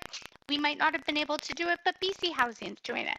We're starting, I think we have 2 units in the city of Vancouver. That's at least we've started, okay, but maybe we'll get farther. But we need to look at our targets when it comes to co-housing. When it looks to the opportunities we have, not just to talk about the policy, but to actually see this move forward. So although I hate to go back and research it and study it, I actually think that the need could be greater. And I think that it could speak to a lot of the issues that, the mayor and I seem to, I don't want to put words in his mouth, but, that I agree with him on, that there is a need for employment lands and to give people an opportunity to live in the city of Vancouver that otherwise might not be able to. And that's what I heard you say, Mayor Stewart. And if I'm incorrect, I hope you'll call me out for that. But that being said, this asks for data. And Councillor Hardwick and I had a discussion. And I said, if that comes back and says that we need more housing than 72,000 units, are you willing to accept 74, 76, or 78,000? And she said to me that she firmly believes in data. So if that's what it's going to take for us to consider that, to other councillors talking about migration because of climate change, we talk about immigration going down, but there's other reasons that other people have talked about here, and I'm not going to make up numbers. Maybe we do need that information. I'm not suggesting that staff go and completely rejig everything they're doing, but I know that our staff already consider this data thoughtfully as they move forward. And for that reason, I support Councillor Hardwick's motion. And although, I think that it has, certainly in the media and on social media, gotten some blowback. That's what I'll call it, unless she's going to call me out for that. I've said to people, you could look at this many ways. And if you're out asking of for the time, information, Councillor DiGenova. that's what I think that we should do. We should ask for the information. So I support Councillor Hardwick in this. You are out of time, Councillor Thanks. DiGenova. That's great. Councillor Kirby-Yung. You may be on mute. Yeah, I was on mute. Thank you, Madam Chair. So we're speaking to the main motion now, correct? We are speaking to the amendment. This is an amendment that was put on the floor of council by Councillor Hardwick. Okay, I will wait to speak to the main motion. Thank you. Okay, great. Thank you. Councillor Wiebe. Yeah, I'd like to put a motion forward to refer this to the next standing committee meeting. To a motion for referral. Okay. Yes, we can move to. Yeah, I think debate a referral. Just 1 second. I don't believe you need to send that in. I'm just going to check.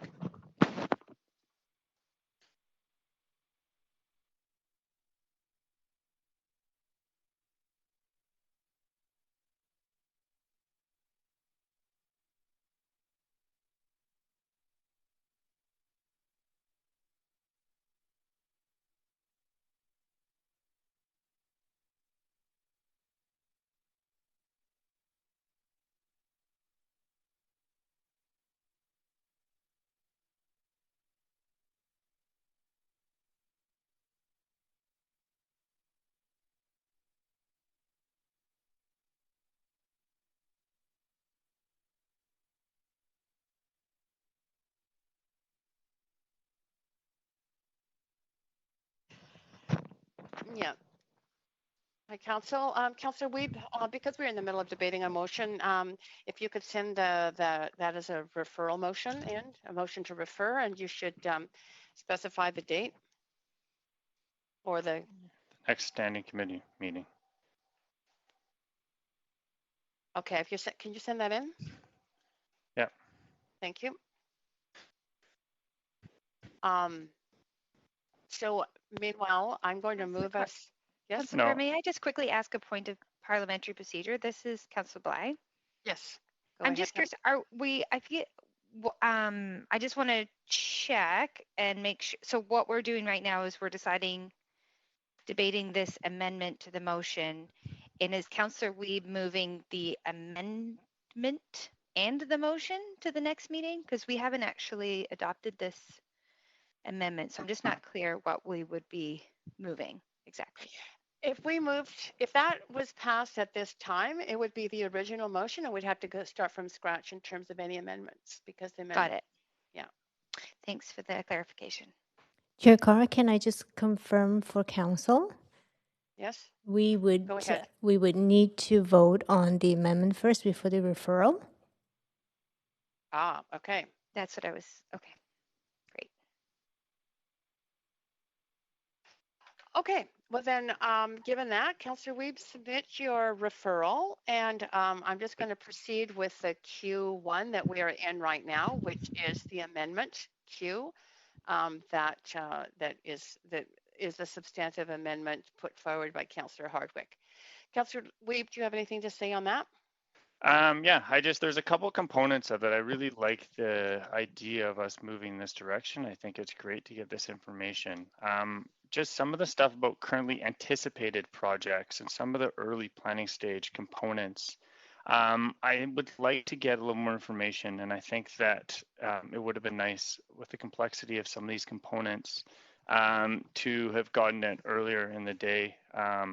And gone through the process we currently go through, and recognizing that some of the public have also showed their concerns with not being able to see this, and some people being able to see this. So for me, referring it to the next meeting means that we can start working on it. Staff can really go into and start looking at what's available, what's can happen, and really do due process, which I think Councillor Hardwick's always been an advocate for. So I think process needs to be done. I think this is stuff we're all talking about looking forward and moving on. And I think we've seen that from the comments of councillors that this is obviously a direction that we all want to see. I just think I'm concerned with a couple components of it.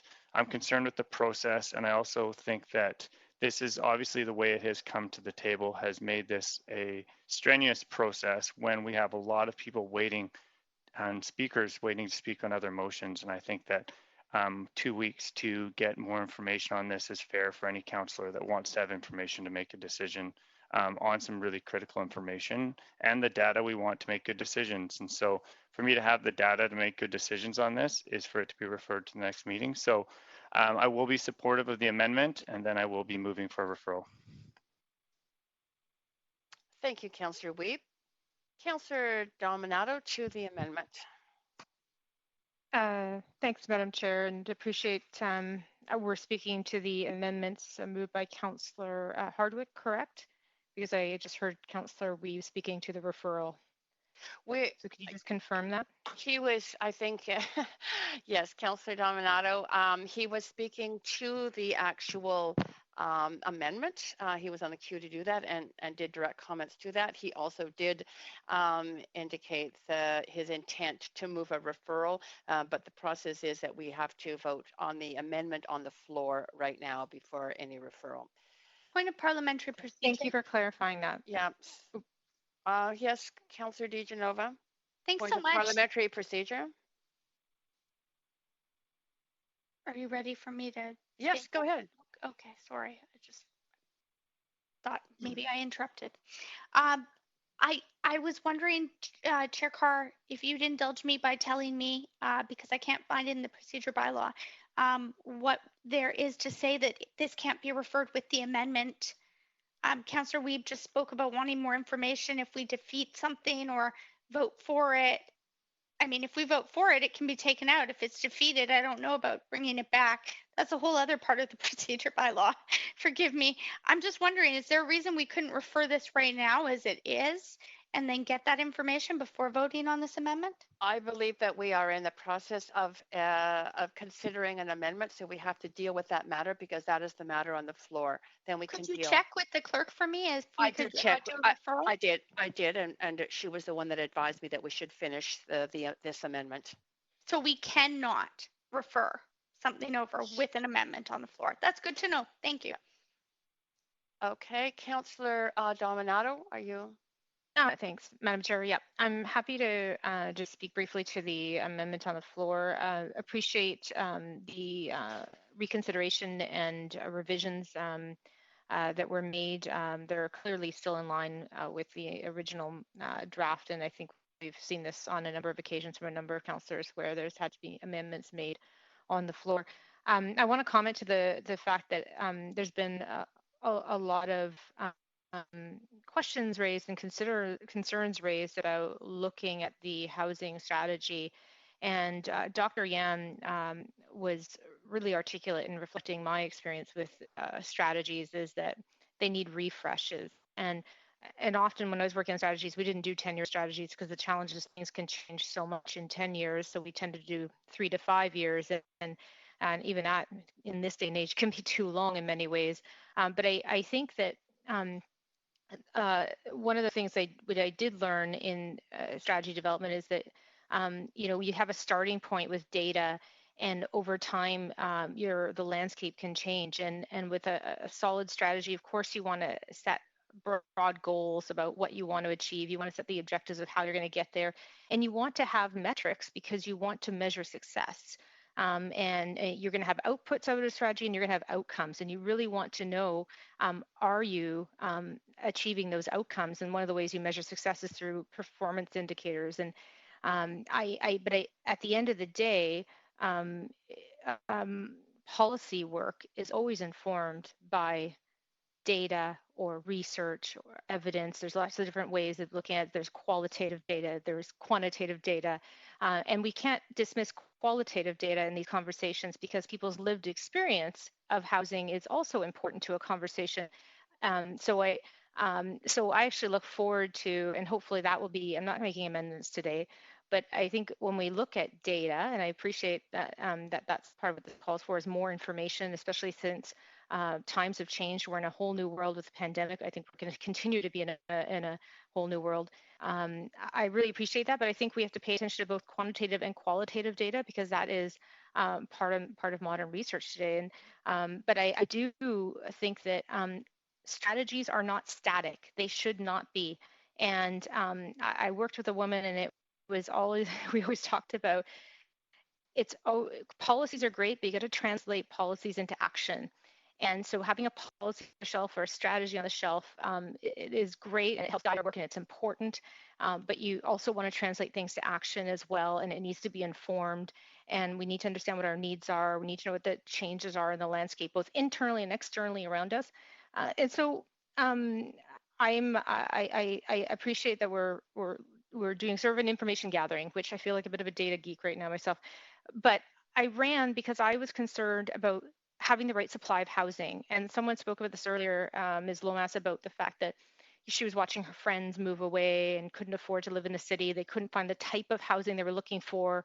And that happened to my friends over and over, and they are living in Coquitlam now, and they are not living here yet. They're commuting back to Vancouver just to do their job. So, and it was so disheartening to see that they couldn't find, and they wanted things like row houses, townhouses. They weren't aspiring to a detached home, but there just wasn't enough supply of that type of housing in the market. So I'm quite passionate about this, and I think there's a lot of work to do in that area. I think we have some really great staff that are going to help us with that, but I appreciate the spirit of doing information gathering to inform our governing roles. And so I'm supportive of the amendments that Councillor Hardwick has proposed this evening. Thank you, Councillor Dominato. Councillor Boyle. Thanks, Chair. Through you, I'm hoping to ask a question of the city manager, which is, we heard earlier that the work laid out in this motion would pull staff away from other projects, and knowing our financial situation, knowing that we can't do everything all at once, I'm interested to hear more about what work might get delayed or postponed so that this work could get done. Yeah, thanks. Through the chair. At this point, I don't, just like you, we just got this motion, the revised motion tonight. So at this point, I can't answer that. I don't have that information. Okay. We need to, we need to look at the work plan and see where the final motion is and kind of how it aligns, how the requests for information align with other work that we're already doing, and how much of it would be new work that we could adjust to adjusting other work plans. I'm not exactly sure at this point. Okay. So I guess I will just, thank you for that answer, speak to the motion to say I, like everyone else on this council, support informed data-based decisions. I am not against us having the information. I am very concerned about all of the things we layer onto our staff. And I guess what it comes down to for me, and I have been going back and forth on this amended version of this motion. I felt strongly against the first version of it, but much more neutral on the amended version. It comes down to, I guess, for me, that it feels very clear to me that what we need is more non-market housing. Those are the targets we're missing. We're missing housing for people who make less than 80,000. We're missing housing for people who make less than 50,000. It's not, I guess, you know, I don't feel like we need to redirect our staff to do a whole bunch of work to figure out those numbers if we, when what I think we need to do is focus that staff work on figuring out how we get that housing built, and supporting all of the systems and processes that actually get it built. People can't live in the number of homes. People need to live in actual homes that we actually need to get built, that they can afford, and that's where I would like our staff work to be focused. Of course, having the right numbers is good, but this motion somehow both asks that we develop new targets and also that we affirm that those targets kind of don't matter that much anyway. And so I feel just, I will say, underwhelmed by the whole thing, when I would like to continue to see our staff focus on the kinds of priorities we heard them outline in their housing shift related to COVID, which is a really clear recognition that we need to figure out in partnership with the community housing sector and other levels of government, how we build more and more non-market, community, co-op, public housing for incomes that people live on in Vancouver. And I'm out of time. You are actually perfectly on time. Thank you, Councillor Boyle. Councillor Swanson. Councillor Swanson, you may be muted. Yeah. Go ahead, we can hear you. Yes, we can. Yeah. Okay. So I'm not really hot on the motion as it is now, because the amendment that I made that almost everyone voted for, which I thought was the best part, has been deleted. So I could go for referring it if we could think of a way to get that back in there. I'm kind of persuaded by Councillor Boyle saying what we need to do is just get the housing for people that have lower incomes. At the same time, I would really like a clear statement and a clear recognition in our housing strategy and actions that we really need to tackle. We really need more housing for homeless people. We really need more housing that people under 50K can afford. And I was hoping that the data we could get in this resolution would at least be the data to back that up. Anyway, if the referral happens, I'd go for that. Thanks, Councillor Swanson. Councillor DiGenova. Councillor DiGenova, you may be muted. Hi, I think that was is that a holdover, Chair Carr? I'm not sure, but I was just I had a point of information. Go ahead. A referral is indeed debatable, is it not? It will be a motion, but it's not on the floor yet. No worries. Just I had some ideas for the rest of the evening as well, just to be fair and equitable, as this motion was in the queue from last time around. So thanks very much for answering that point of information for me. If I may, I'd just like to state that I really do think that I don't want to lose this amendment. And, to Councillor Boyle's point, I really do believe in fair and open and transparent process and doing things in public council that's open and transparent. And I think that that's the best way to do things. I agree completely, Councillor Boyle. And I think that it's important that we lead by example in that way. And that's why, when sometimes we stumble along, it's okay to take a few minutes I mean, instead of having the unintended consequences. And I'm not going to try and throw grenades and say that this or that is what I'm talking about, you know, because I'm sure we each have a motion that's moved forward that, you know, has hit some hurdles, roadblocks that we hadn't anticipated. That being said, you know, I think that Councillor Hardwick has come forward with the best of intentions, and I, you know, hope that every single councillor would ask themselves the question: when we amend motions on the floor of council ourselves, we don't call notice to the public on those amendments, and because how could we?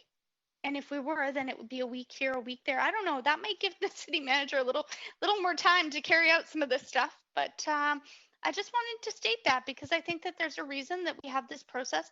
There's a reason that it's live streamed and people can, you know, tune into it. There's a reason we should, as Councillor Carr, you and I have both stated before, take these meetings out into the community when possible, or try and reach more people or engage them. But I just wanted to state that I think that, you know, this really is important to the process. Sometimes I try and hurry us through because I respect everyone's time and really do. You know, when I'm chairing a meeting, and I respect how hard it is as well to chair a meeting. So I just wanted to thank you, Madam Chair, because I know that this isn't easy for anyone, and do appreciate, you know, the mayor's points as well, because we've agreed to certain things. I know our last chair's meeting was cut short, but also, you know, looking forward to talking more about, you know, how to be fair and equitable about that stuff. I try and hold that up. So just wanted to talk for those comments. Thanks for allowing that. Yeah, no problem. Thanks, Councillor DiGenova. And I must say, Council, it's very hard for all of us when we're in council meetings that last 13 hours over a day, over 2 days. But people's patience and goodwill towards each other is important when we're all tired. Councillor Hardwick. Thank you. Can you hear me? Yes, we can. Okay, I'd like to be really clear about this motion, and I also want to just say to Councillor Swanson, my understanding is that your amendment is still in there, and that the concern expressed from legal was in B. The fourth bullet under additional current data and information, and that should not impact Councillor Swanson's amendment. I'd like to make that clear. But before stopping, I'd just like to say that I did go through work with staff on this motion. I'm blindsided a bit on the legal side, but I'm willing, you know, as since that fourth bullet has been ruled out of order, I can live with that. Ultimately, this is a question of getting the data. I've already confirmed with staff that there is no extra work involved. They have the data, they can get us a memo. I'm not even asking for a full report. Subsequently, after we have the data, then the work will come in. And that work, as is said in Clause A, is going to be used as part of the recalibration, as part of the Vancouver Plan and the associated regional growth strategy. So the work, which is in the analysis and then the recalibration of policy, will follow. Right now, it's about the data. We have the data. We can have it done by the end of August, which is why I came up with that and changed it from my original request. So again, in summary, this is a data request. I have been told by staff that the data is available, that it can be made available in memo format by the end of July, and that subsequently the analysis and the policy work is going to be done anyway as part of the Vancouver Plan process. So suggesting that it's going to take extra work and extra time is inaccurate. Moreover, the data points that are put in here, yes, it's in red, but that's just because we've listed them out in bullet points. It's been established that the 1 point is out of order, which I acknowledge, which is the fourth bullet point. But my understanding is that Councillor Swanson's amendment is still in order as part of this motion, and I urge us to move forward with it.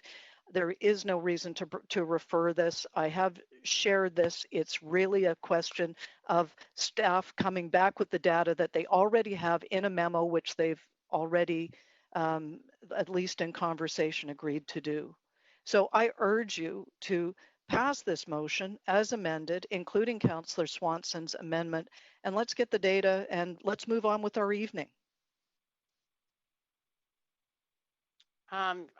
Thank you, Councillor Hardwick. I'm going to move forward with Councillor Wiebe, but I have to say that that Councillor Swanson's amendment is not in this motion any longer because it was in the section of the motion that I ruled out of order. Can you confirm that that is the fourth bullet point under additional current data and information? I don't have that. I don't have the whole thing in front. Well, I can't quite read it. So it's, I'm sorry, it's so tiny on my screen because of other screens. The clerk should be able to provide Councillor Swanson's amendment. It's not in here any longer, I don't believe. Well, I'm sure that it's not far. There it is.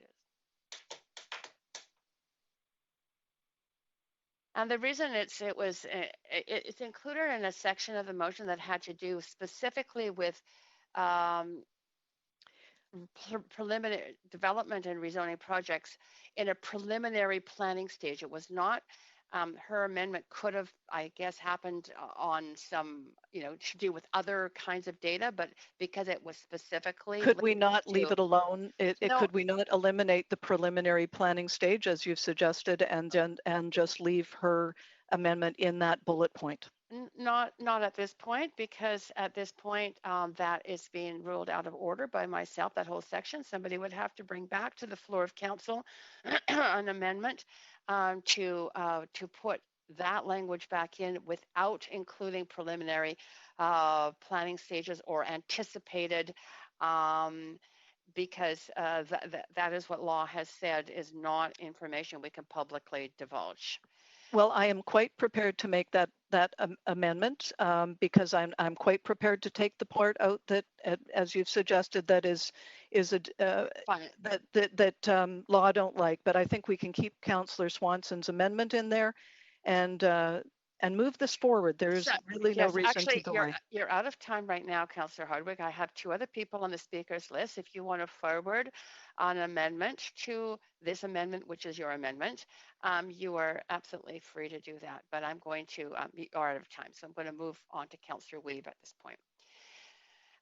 Yeah, as this motion, if we pass it, will be a memo and will take no extra work from staff, and it's taking more time for us to debate because of the way this has been brought to the table. I will be voting in support and will not be bringing a referral because I think that our staff have more important components to be dealing with, and I think that data is important, and so I will be voting in support. Thank you. Thank you, Councillor Wiebe. Councillor Kirby-Yung. Not at this time. I'll wait to vote on this one. Thank you. My question was answered that we could bring a subsequent amendment to Councillor Swanson's. Thank you. Yes, that is true. That is true. At this point, though, we have no one left on the queue, so we can vote on the amendment. And the amendment is the language which is red highlighted, which was brought forward by Councillor Hardwick. Seeing no one else on the queue, I'm asking the clerk to bring us to a vote on the language, as I say, in red highlight. That was the amendment tabled by Councillor Hardwick.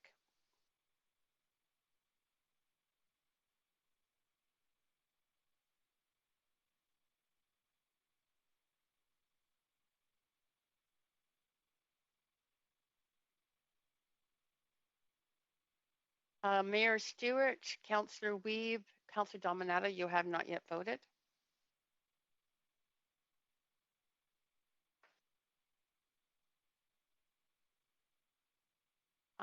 Mayor Stewart? Oh, got it. Okay, that has passed unanimously. There are 2 abstentions, but everyone else has been in favor. Great, so we are now back to the main queue. Councillor Hardwick, you last spoke, so you still have the floor on the main queue. If it is your intent to bring forward an amendment, you could take yourself off at this point. I'll advance Councillor Boyle.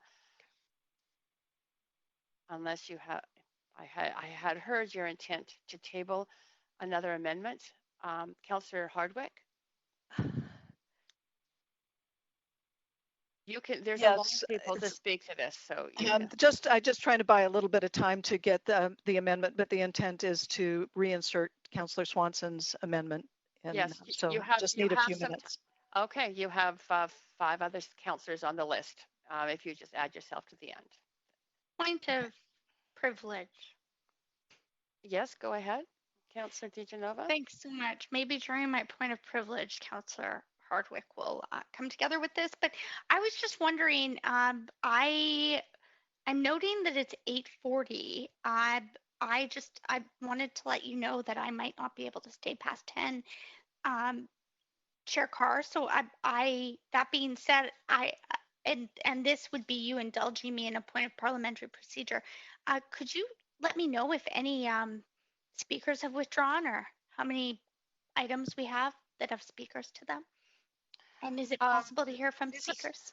Thanks. I'm not sure if that was a point of parliamentary procedure or a point of personal privilege. I think that you raised both simultaneously, but we do have speakers. I don't know about who was withdrawn. The clerk may be able to give us this information.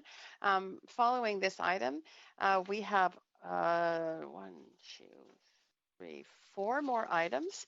The next item has 5 speakers. The following item after that, item 6, has 8 speakers. Item 7 has 2 speakers. Item 8 has 3, and item 9 has 5. Okay. Which we are not likely to get to. In fact, I'm not quite sure how many more we'll get to tonight, but we do have a great number of people on the upcoming speakers list. Just Madam a point of parliamentary procedure on just that. 1 second. I just wanted to ask one more question on that. Madam Clerk, do we have any tracking on how many speakers are withdrawn, or do we only know that information when we get to that point in the agenda where they are on the speakers list? Chair Carr, at this point, we don't know how many of them will be calling in. We do know that the speakers for the next item are on the queue, ready to speak. Great. Thank you so much. Okay. Point of parliamentary procedure. Yes, go ahead, Councillor DiGenova. I was just wondering, when would be the appropriate time in the procedure for the meeting to put forward a motion where I would ask council to consider hearing from all the speakers tonight, but maybe referring to date and decision on motions to whatever meeting you and the clerk thought was appropriate. Well, you are free to do that at any time, Councillor DiGenova. Well, I have to be on the queue though, so I go on the queue, right? Yeah, you have Sorry, to go. I just wanted to ask. Thank you. Yeah. Maybe Okay. Councillor Hardwick's done. Councillor Hardwick, you are still on the queue. We just have had a number of points here. Are you still on the queue, and are you intending to speak at this point, or would you like to remove yourself and add yourself later?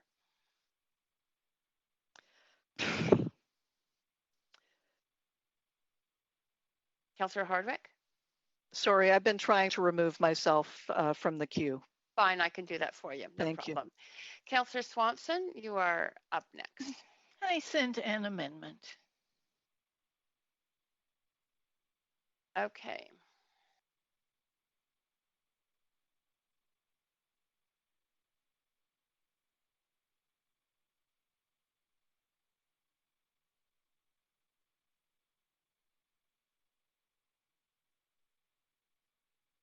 Okay. Councillor Swanson, that's great. I will. And where does that go, though? I'm sorry. I think it was with B.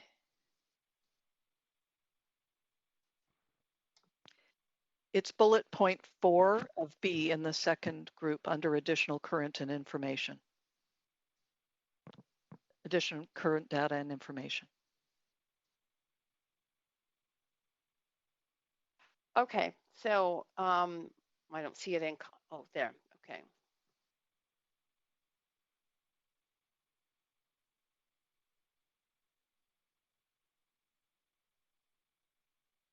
Okay, I'm moving us to an amendment Q. Councillor Swanson, I'll add you to that list. Oops. Actually, I didn't add you soon enough. Councillor Bly, you are up to speak to this amendment.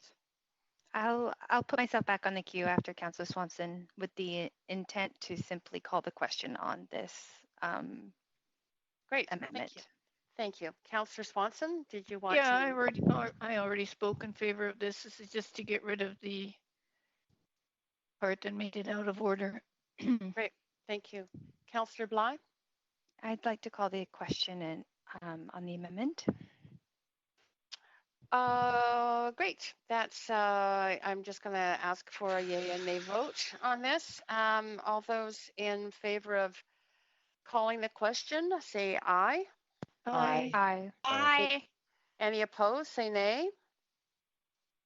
Oh, great. Then, Madam Clerk, if you could move us to an amendment queue on this amendment. I mean, sorry, a Point of vote on this privilege amendment. about- And would you like a vote assist, Councillor DiGenova? No, I just wanted to make sure it was a vote, not another amendment I queue. know. Thank Sorry. you, Chair Carr. Sorry, I must Sorry. admit that that was a little brain fog there.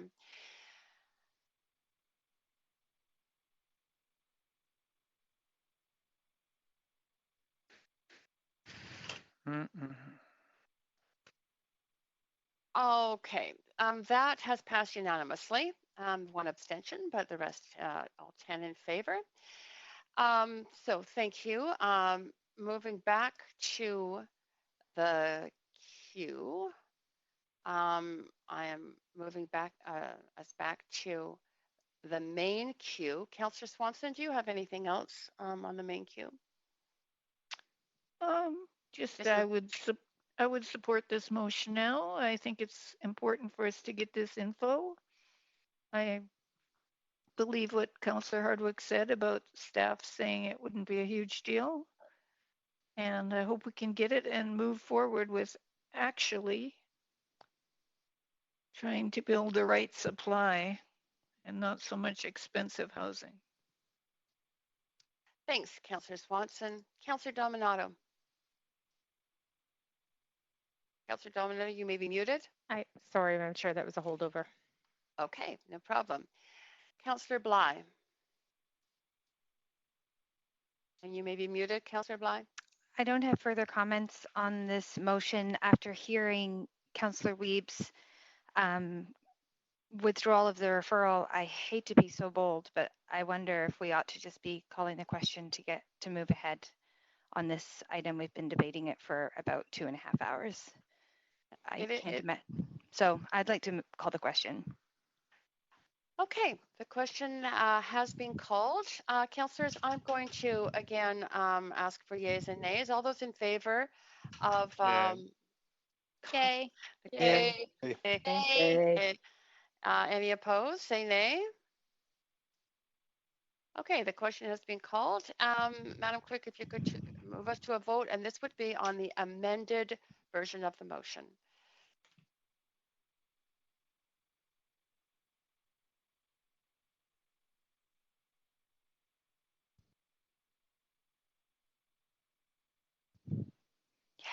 Mayor Stewart, councillors, if you could mute yourselves. Mayor Stewart, Councillor Boyle, oh, that's done. Councillor Kirby-Yung. Councillor Kirby-Yung, I know you've had the need for a vote assist. Please let us know if that's the case. Oh, sorry, is it not working? My apologies. Is that fine now, Councillor Carr? You are fine, thank you. You have voted. Mayor Stewart, I didn't see Mayor Stewart, sorry. Mayor Stewart, you have not yet voted.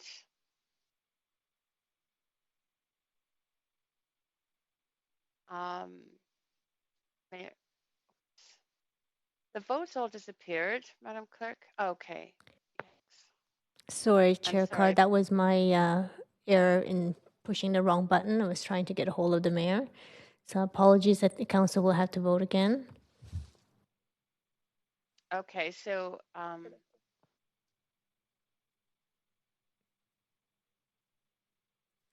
Mayor Stewart, are you on the line? he has voted actually. I see him now. I am sorry about that. Councillor DiGenova, Councillor Dominato, Councillors Kirby Young, you haven't voted. I had voted. Do you have my vote? And now I have Okay. and I had voted as that's well. it. Yes, But I've voted again. You just did. That's yes, Thank we you. all did twice. And that has passed unanimously. There are 2 abstentions, but it is a unanimous vote. Whoa. Okay, council. We are now completed that item, which is item 4. And we are moving on to item 5, which is enhancing COVID-19 revenue streams for smaller unlicensed restaurants and cafes via temporary liquor licensing, moved by Councillor Bly, seconded by Councillor Kirby Young. And we have 5 registered speakers to this motion. Our first speaker on the phone is a public body representative, Dr. Patty Daly, Chief Medical Officer, Vancouver Coastal Health.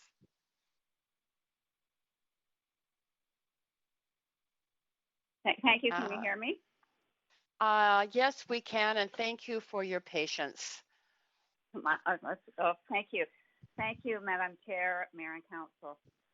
The COVID-19 pandemic has had an impact on the mental health of Canadians, as we know, including feelings of stress, loneliness, and isolation.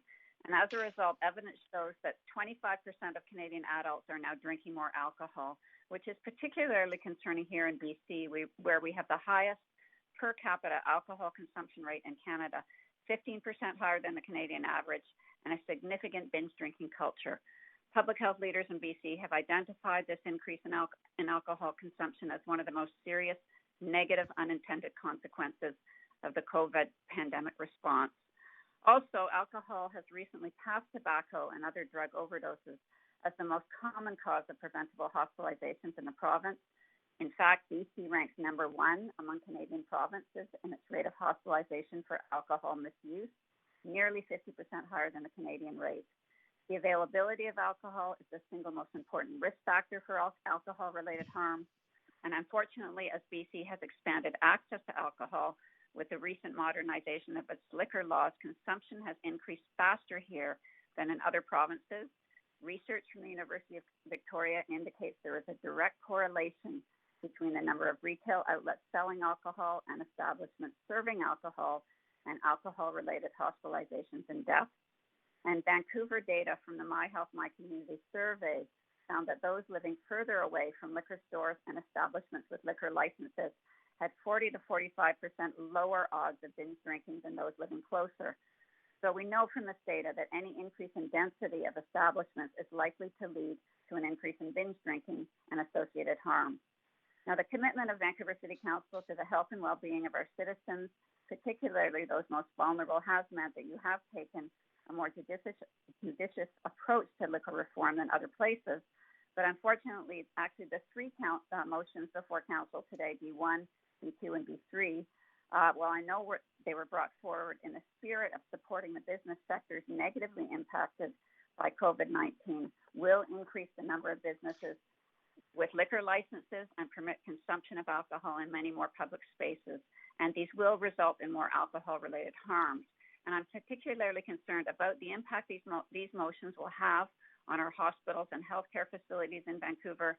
Vancouver Coastal Health has begun the recovery phase of our healthcare facilities.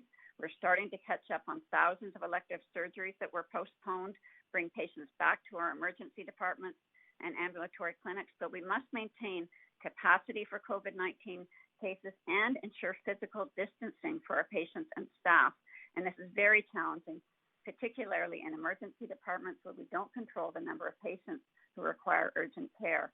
And you may not realize this, but in Greater Vancouver, there are on average 4,400 emergency department visits every year just for alcohol intoxication, not including thousands more for other alcohol-related injuries and diseases. These visits are concentrated in the hours when establishments serve alcohol are open, and these are all preventable visits. So the last thing we want to do as we begin the delicate balance of recovery within our hospitals, and while we still will be seeing patients with suspected COVID-19, is to implement municipal policies that are going to increase preventable visits to our emergency departments. And I'm just imagining if an elderly parent or relative who has a stroke or heart attack needs to be seen in an emergency department if it's crowded with patients, particularly those with alcohol intoxication who may not respect social distancing measures.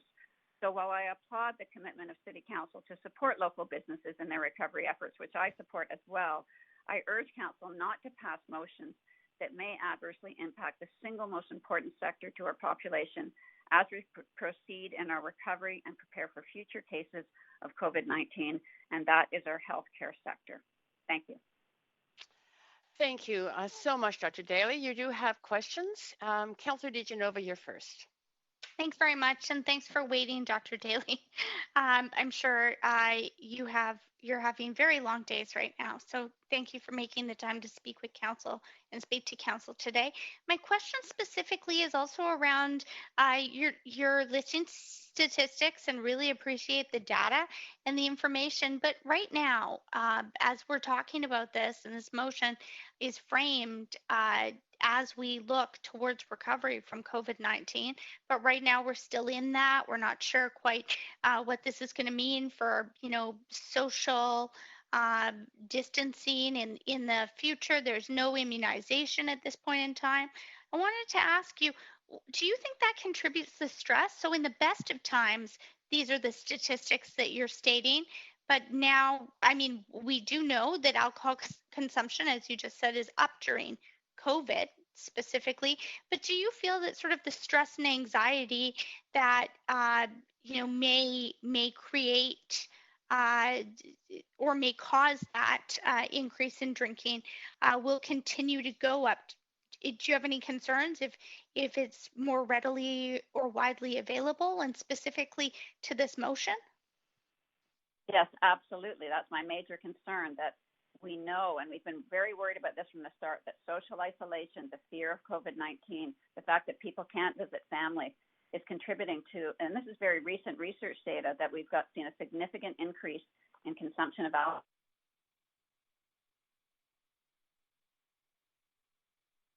Councillor DiGenova, were you going to continue? I'm here. Can you hear me? Yes, we can. I can't hear Dr. Daly at all. I was waiting for her answer, so sorry. She did give an answer. Dr. Daly, maybe you could just speak more directly into your phone, but if you could repeat that for Councillor DiGenova, that would be good. I think she may have been disconnected. Perhaps the operator, her line just dropped, in fact, yeah.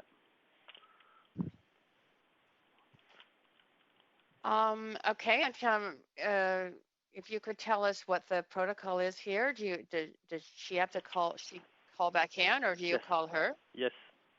No, she's gonna call back in.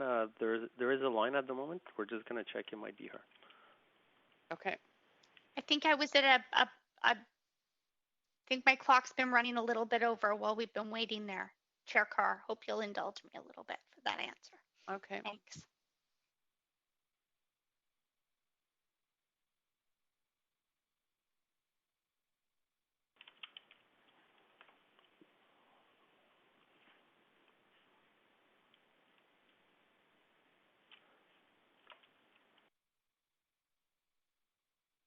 Point of privilege, Chair. It's Councillor Fry. Yes, Councillor Fry. Do you recognize your voice? Go ahead. Yeah, I just wanted to note that my VPN is going to run out in 23 minutes, which will boot me off the system. And I just wanted to highlight it for other councillors, because we have been on for a pretty long meeting, and the VPN's time out after 15 hours. So I just wanted to let everybody know and remind them that we may need to variously take breaks to reset our VPNs. Continue the meeting as necessary. That's a good heads up, Councillor Fry. Perhaps, did you say 15 minutes? Mine has 22 minutes remaining. The timeout after 15 hours. Yes, I know. Yes, that's true. So just highlighting that fact. Thank you. Just a point of parliamentary procedure. Yes, go ahead. So sorry, Chair Carr. Just while we're waiting from Dr. Daly here, I'm just noticing the previous vote, the voting results on Councillor Hardwick's motion were noted as 1B, fees for temporary patios during COVID-19 recovery. So I just wanted to make sure that, yeah, I just thought you should know that. I'm not sure if that is a point of parliamentary procedure, but could that be corrected? Maybe that's a point of parliamentary. Yes, I'll ask the clerk to look into that. Thank you for that information.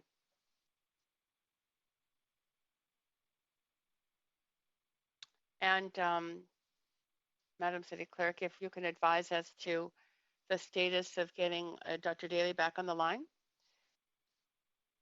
Okay, video's off. Councillor Kirby-Yung, you're not muted. Thank you, Madam Chair. Chair Carr, we're going to give her a call now. Okay.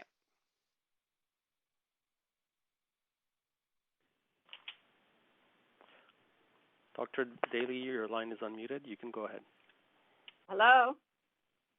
Yes, Hello? we can hear you, Dr. Daly. We can hear you. Oh, good. Sorry about that. I think I got dropped for some reason. I'm sorry for that frustration. You were responding to Councillor DiGenova, and she is still, on the question queue to question you. So I'm going to ask her to continue with her questions. Go ahead, Councillor DiGenova. Thanks so much. Dr. Daly, I was just wondering, I mean, for those who say this is just, allowing, a coffee shop or a small shop to increase their revenue, would you be concerned that people who maybe right now can't go to AA groups or Alcohol Anonymous groups or places like that, if they're already having issues and they're looking to socially distance but be in a cafe setting or something like that, are they thinking that these places might be alcohol free and safe to attend if they have issues with alcoholism or alcohol? Or I mean, this was something that was actually brought to my attention after hearing from you in our briefing the other day that, there are groups that can no longer meet and some of them meet online, but when trying to be out and about, the people try and refrain from being in places with liquor. I think you're right. You're talking about social cues and seeing alcohol. And though we like to believe that when we increase the licenses, that those who take advantage of this will consume in moderation, that's not what the data shows. The data shows that everyone consumes more alcohol, and those who live closer to these outlets are particularly affected, regardless of the nature of the outlet. And we will see an increase in harm. We will see greater numbers of problem drinkers, binge drinking, and more visits to hospitals. And as I mentioned, that's my real concern right now. Our hospitals are struggling to recover and to have a safe environment, particularly in emergency departments. We don't want to create any increased demand on those facilities. Thanks so much. I really appreciate you making the time to speak with us. Thank you, Councillor DiGenova. You have many more questions, so I'm advancing Councillor Kirby-Yung. Go ahead. Thank you. Can I ask a clarifying question, Councillor Carr, for your direction? I know Dr. Daly is just speaking one time, but she's mentioned the three motions. So can we ask broad questions that relate to the three motions at this point? Well, I would prefer you to speak to have specifically focus on this, but they are related. So if there's other information you ask about, I'm certain that I wouldn't call it out of order. Okay, I'll do my best to try to stay within the lines. Thank you, Dr. Daly, for being here. Really appreciate it. And I hear your comments. It's quite staggering to hear the stats around BC. A lot of folks will say, well, what about all those folks that can do it responsibly? And when, it's great in Europe and other areas where, they have a glass of wine quite responsibly, and why can't we do that here? But is it correct that what I hear you saying is that unfortunately, we just don't have that same type of perceived culture here, that it's the reality is different as it shows that? Yeah.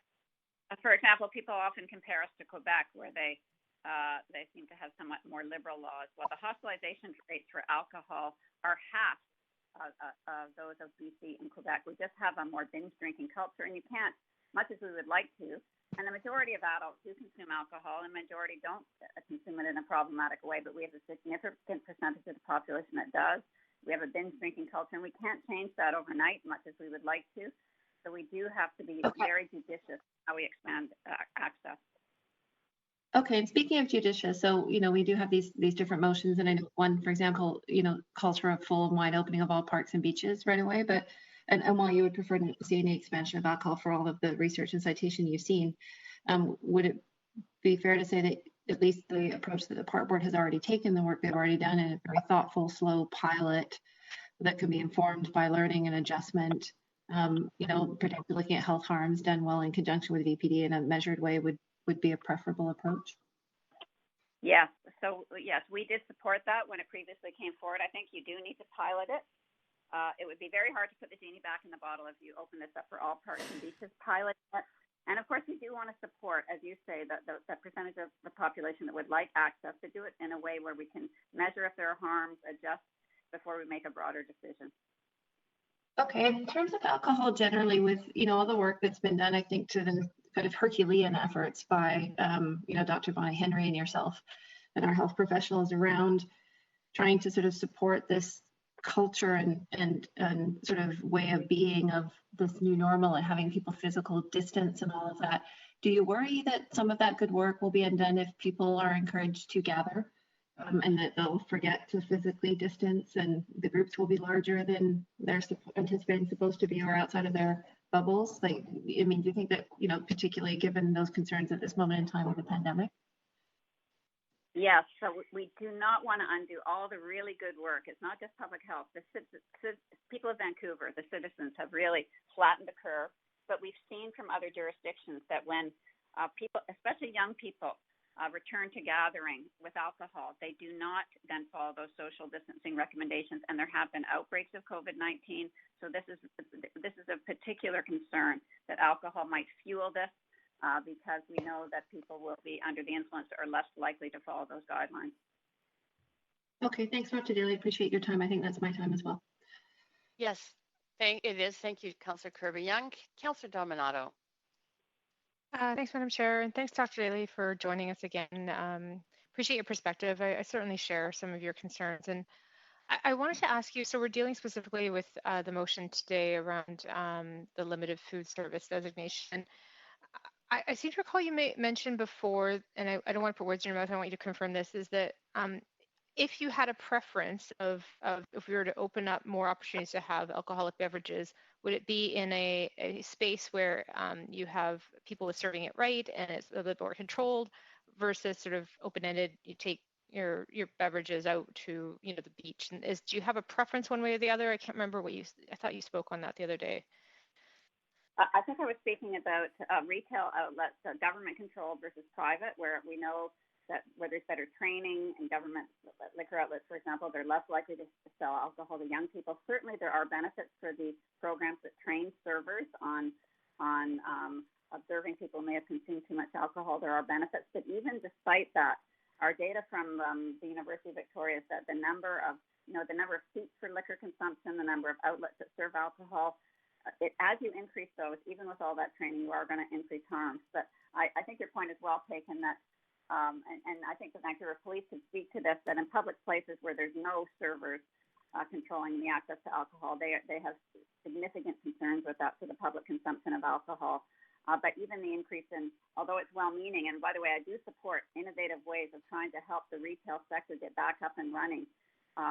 So I think this was done in the spirit of doing that. The first motion, I do worry that even just that motion will lead to increased harm.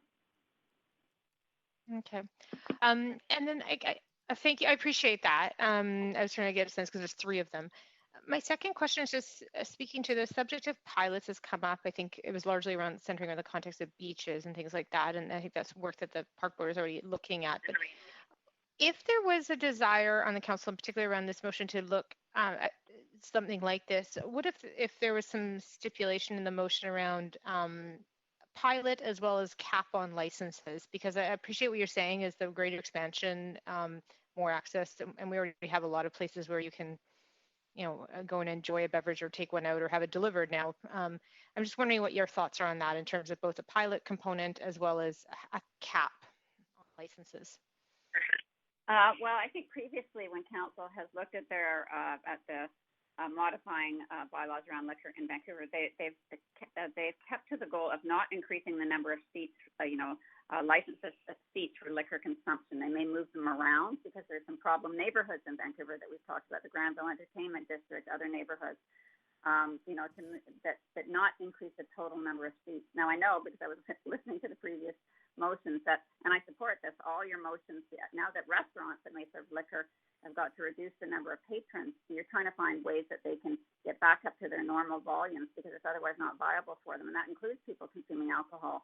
And I support that. So the patios, I think that's great because I do want those businesses to survive. But when you start now giving other outlets liquor licenses, I don't know if we can anticipate what the impact of that might be in overall harm. That's what concerns me. This is not a pilot. This is, increasing the number of places where you can purchase alcohol. And given the data, which goes back many years and much of it generated here in BC, about how closely linked increased access in the neighborhoods where you can purchase alcohol, whether it's in an outlet or for retail sales or elsewhere, is linked to to harmful drinking and alcohol-related illness and death. It concerns me. So I am concerned about the increase in licenses. Okay, thank you. I'm probably out of time. You are well out of time. Yes. Thank you. Thanks, Councillor Dominato. Councillor Fry. Yeah, thanks. And thanks for hanging around as late as you did, Dr. Daly. So I'm going to just sort of ask some general questions as well, anticipating that, your time is very valuable and appreciate you spending the time with it. I'm wondering if you're familiar with some of the research that suggests one of the big determinants of alcohol consumption and alcohol problems is the price of the alcohol. Is there? Yeah. So, exactly in theory, sorry? I'm sorry. Yes, yes, that's exactly right. That in fact, Public Health has advocated for a minimum price per standard drink as a way of reducing harmful the harms associated with alcohol. There's very good research on that. You're correct. Right. So so in theory, like more sort of premium valued establishment service, even with limited food service, if they were to sell alcohol at a higher price, it wouldn't necessarily be an incentive in the same capacity as going to a cheaply priced liquor store. Or determine. At a population level, the lower the price. Unfortunately, as you probably know, with the reform of BC liquor laws, we now have cheaper alcohol in the province. Restaurants can have happy hours. They can reduce the price per drink. So in recent years, some of this data is very recent that we've seen an increase in consumption in BC that has in the last few years. Yes, if you would have to be replacing the existing outlets that may be serving cheaper liquor. If you're just adding more and more places where people can consume alcohol, it may be less harmful if it's priced at a higher price point per drink, but it's still going to increase harm just at a slower rate if you're not at the same time decreasing the number of outlets that may be serving more cheaply priced alcohol. Gotcha. Okay, that's helpful. As far as the sort of marrying the concept of COVID mitigation as well, when we look at the health risks of understanding that folks are going to just drinking is a social activity and folks are going to want to get together and have drinks with each other and socialize, whether or not that's problem drinking or just social drinking. When we factor in the risks, are we better off with folks drinking in private homes or in the outdoors? That's challenging. We've consistently said that COVID-19 seems to be less transmissible in outdoor settings. Having said that, there have been some, if there's mass gatherings of people in outdoor settings in very close contact with one another, there haven't been any of those in our region that I can, but there have been in other places in North America. There have been outbreaks of COVID-19, but it definitely, I think the risk would be greater if people were gathering in large groups in indoor settings. With the increase in alcohol consumption that we've seen until now has been primarily people consuming alcohol in their homes because we haven't had many places, no places where you can go and sit down and have a drink. And the risk of COVID is less if you're indoors outdoors only with your own immediate family members. So it's a bit of a balance. Yes, outdoors is safer than indoors in terms of people gathering together, but it's relative. I think if people are gathering in big groups outdoors and they're drinking a lot and they're not socially distancing, that would pose somewhat of a risk. So perhaps if the province had given us more powers to enforce people having private parties indoors or something of that nature that weren't affecting physical distancing, that might mitigate some of those risks of drinking indoors. That is it for your time, Councillor Fry. Oh. 3 minutes for questioning. Oh, 3. Oh, yes. Okay. Thanks. Yes. I'm sorry. Councillor Wiebe. You may be muted. Yeah, thanks. Questions. First one is on the availability of alcohol. Something you bring up, Dr. Daly, a few times. I'm just wondering if delivery of alcohol, which we're seeing more prevalent in the city, is creating a concern for you comparative to having places in your neighborhood to get alcohol closer to home. Well, I think overall, and I don't have the research data, that there is more consumption. People are reporting higher consumption. So clearly people are drinking more. Obviously retail outlets have remained open. That's because we, on the same side, we also take a harm reduction approach that people who are alcoholics, if we cut them off, that would be very harmful. So liquor outlets have remained open. People are still buying lots of alcohol. It may be delivered. And so there is more consumption occurring right now. That's important for people to realize. Okay, and then on the consumption in space, when we've done the larger festivals in Vancouver, Dragon Boat Fest, and licensed the whole grounds instead of having these small gated beer gardens, we've had less police issues and less binge drinking. So do you not see that this could have the same effect if we expand the space that we're presenting alcohol in? Yeah, I think it's going to, it would have to depend on the individual event, I think, it can range from one where there's not a lot of problem. It depends on the mix of the crowd, I think, attending as well. So it's hard to predict. The worst event, of course, in Vancouver was a city event. It was the Stanley Cup riots when a big screen was put up for the public to watch the Stanley Cup games. It was not intended to be alcohol. And we ended up with a massive riot fueled by alcohol in a public space. So it will depend on the crowd. I think each individual event is probably going to be different. And do you think if it is licensed to drink in a public space that the police will have more ability to check for underage drinking? Well, I think you need to talk to the police about that. I don't think they are, from what I've heard them, they're not in favor of permitting drinking in public spaces, parks or beaches. They already have significant problems with people consuming alcohol in those spaces when it's not permitted.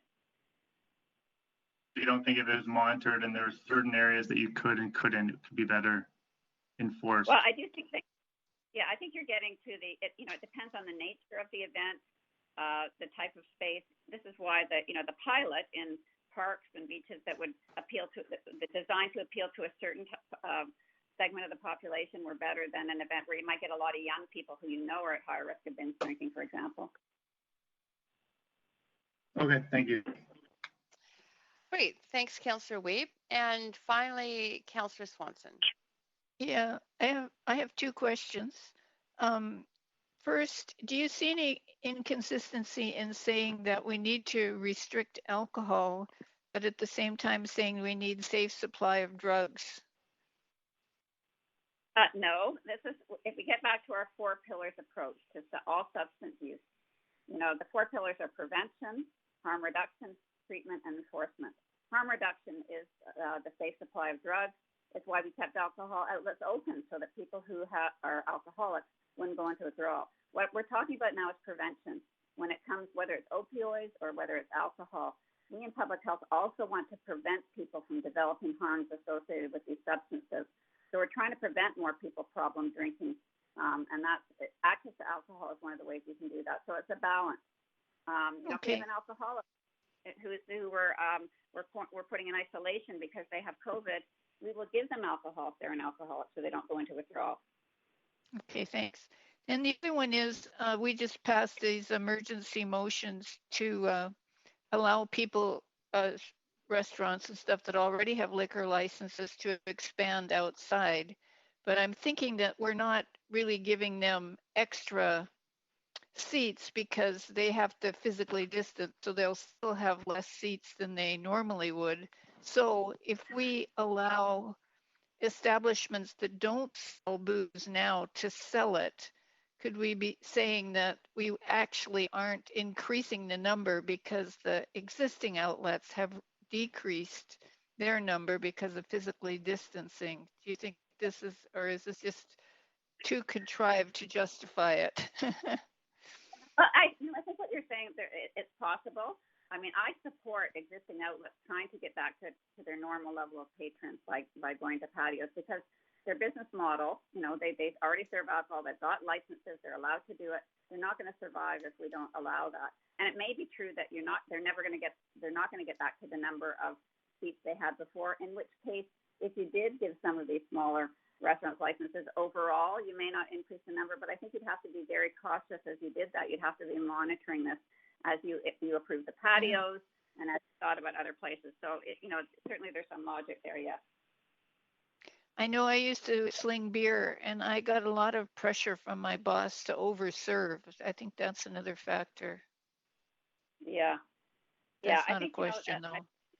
No, I think the industry has come a long way because they recognize they don't want to contribute to harms and they want to be responsible. But the bottom line is, despite that, we still are the #1 province for hospitalizations due to alcohol misuse in Canada. So it's our binge drinking culture. We can't change the nature of the population. Okay, thank you so much. Great. Oh, and yes, thank you so much. And you do have one more set of questions, Dr. Daly. Councillor Bly, go ahead.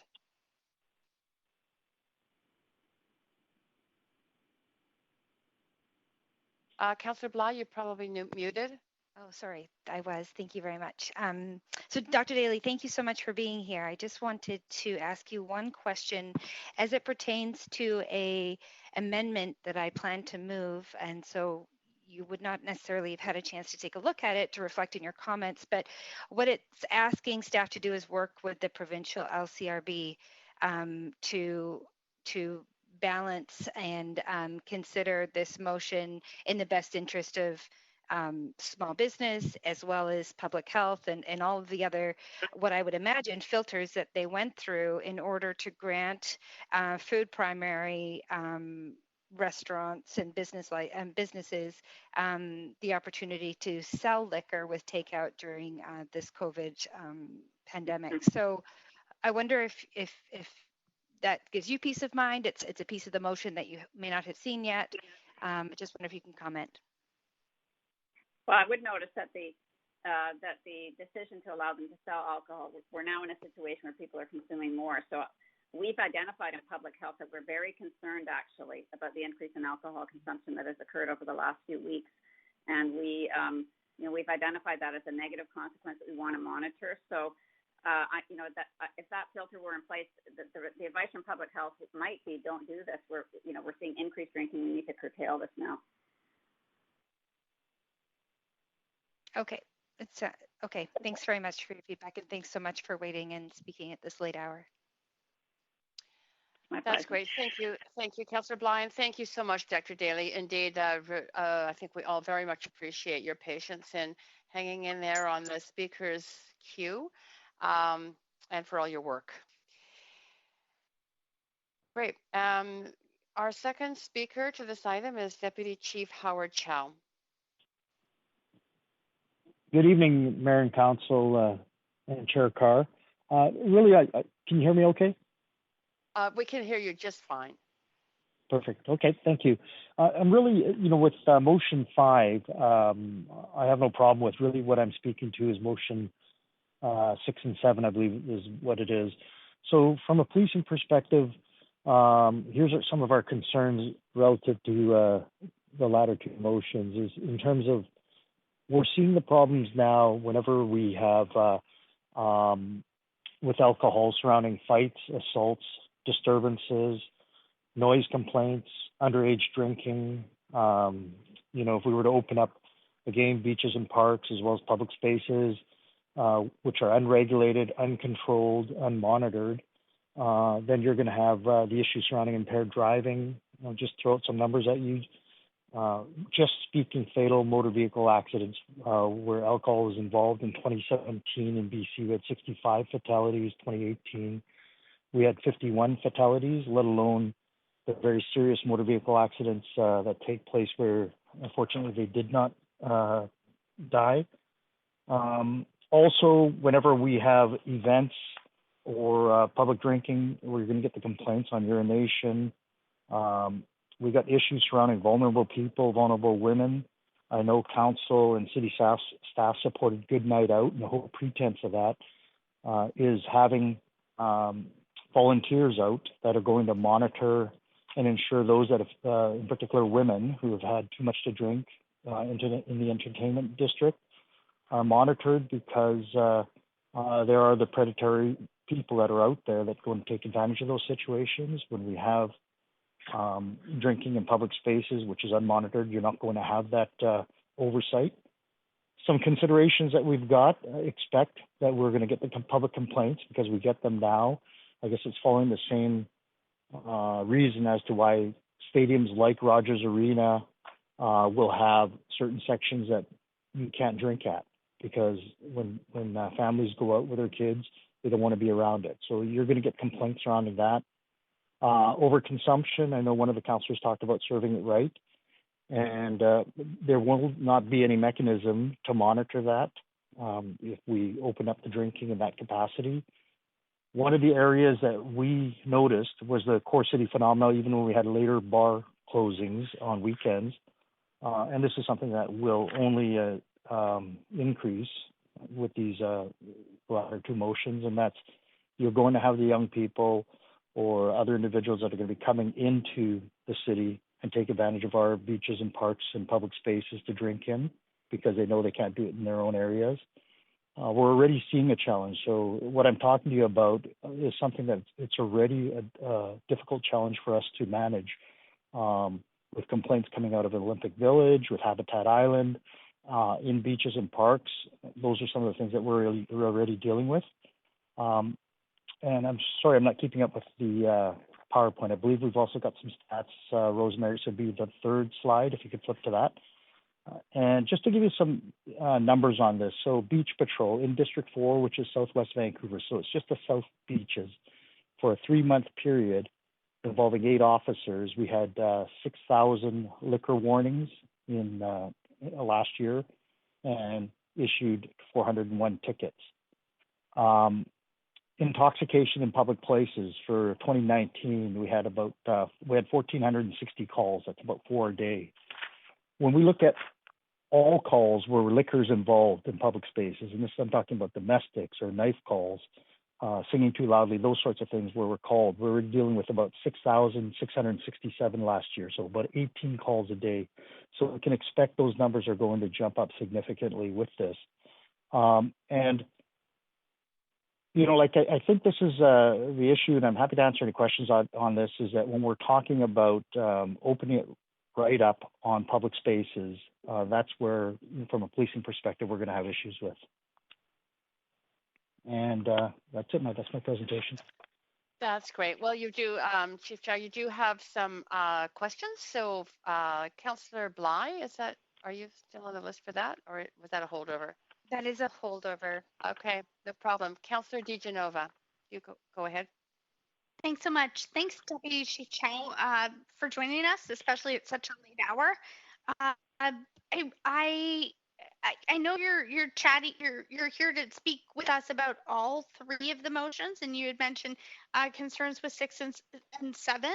But also, I just wondered, considering the ramifications that an establishment has in losing their liquor license, if there's a temporary liquor license granted just for COVID recovery, are there any concerns? And sorry to put you on the spot, or maybe if you want to think about it, let me know. I'm kind of wondering if they were really in a hard spot, not trying to say it's the establishment, but a server were to sell at a coffee shop to someone without checking their ID, or they said they didn't have their ID, would the ramifications be the same as they would be per se for an establishment that really like was a primary, had a primary liquor license and wouldn't be able to get their liquor license back afterwards? Do you think, moving forward so fast with something might actually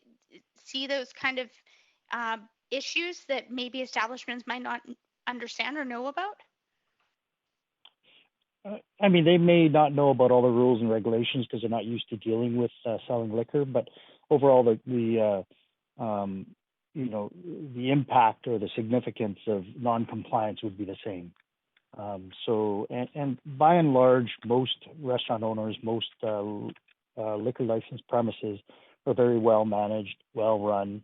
They're going to make sure their staff are well trained, and for those that aren't, either through bylaws or the Liquor Act, there's tools there to deal with it. Okay, and I understand that. I'm wondering because this motion specifically 5 that we're on right now looks to expedite that and maybe to give certain types of businesses that haven't had dealings in that before that opportunity. Do you have any concerns about expediting that without the proper education, training, and sort of oversight that goes into licensing new establishments? Yeah, I mean, I suspect there's going to be some growing pains, and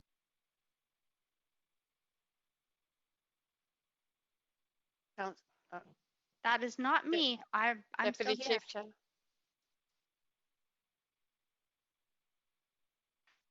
Madam Clerk? Moderator, do we It was have dropped. the call drop? Is he still on the line?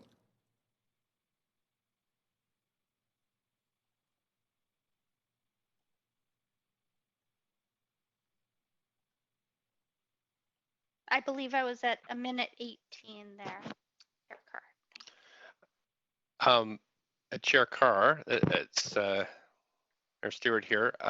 We do have a point of business that the clerk has informed us that we have to do quickly. So if we do drop some calls or take time or have to wait for a few seconds, we might be advised to do that before 10 o'clock. So Yes. I'm ready to go anytime you are.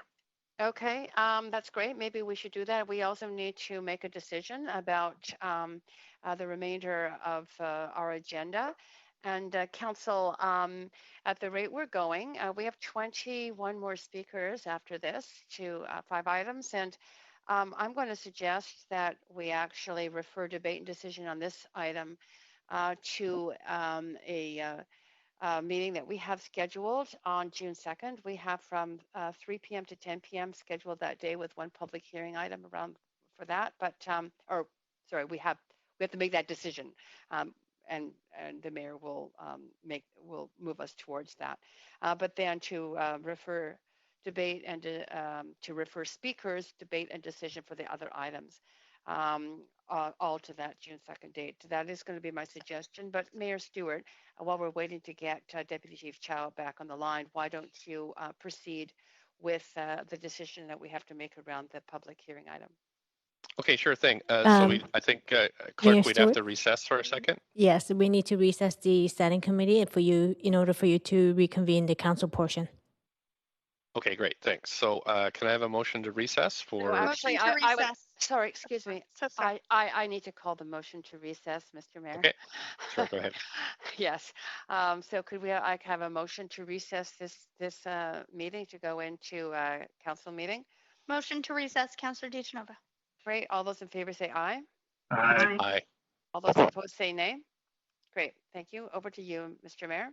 Thanks. We'll now reconvene in council to deal with the recommendations and actions so far from today's Standing Committee on Policy and Strategic Priority meetings.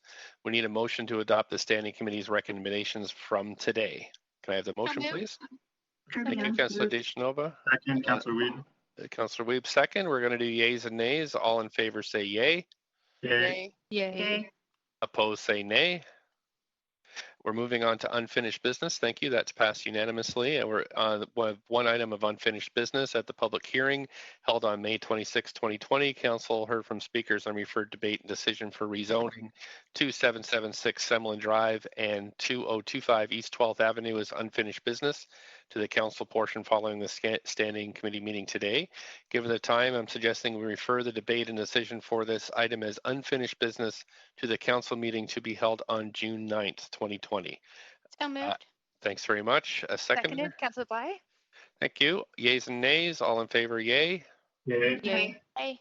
Opposed, nay. Great, thanks very much. That's passed. Now I need a motion to recess, please. So moved. Yes. Thanks, seconder. Councillor Fry, I think I heard seconder. All in favor, say yay. Yay. Yay. Opposed, nay. Yay. Okay, thanks very much. That's carried unanimously. Back to you, Councillor Carr. Great. I'm happy Councillor to, Carr?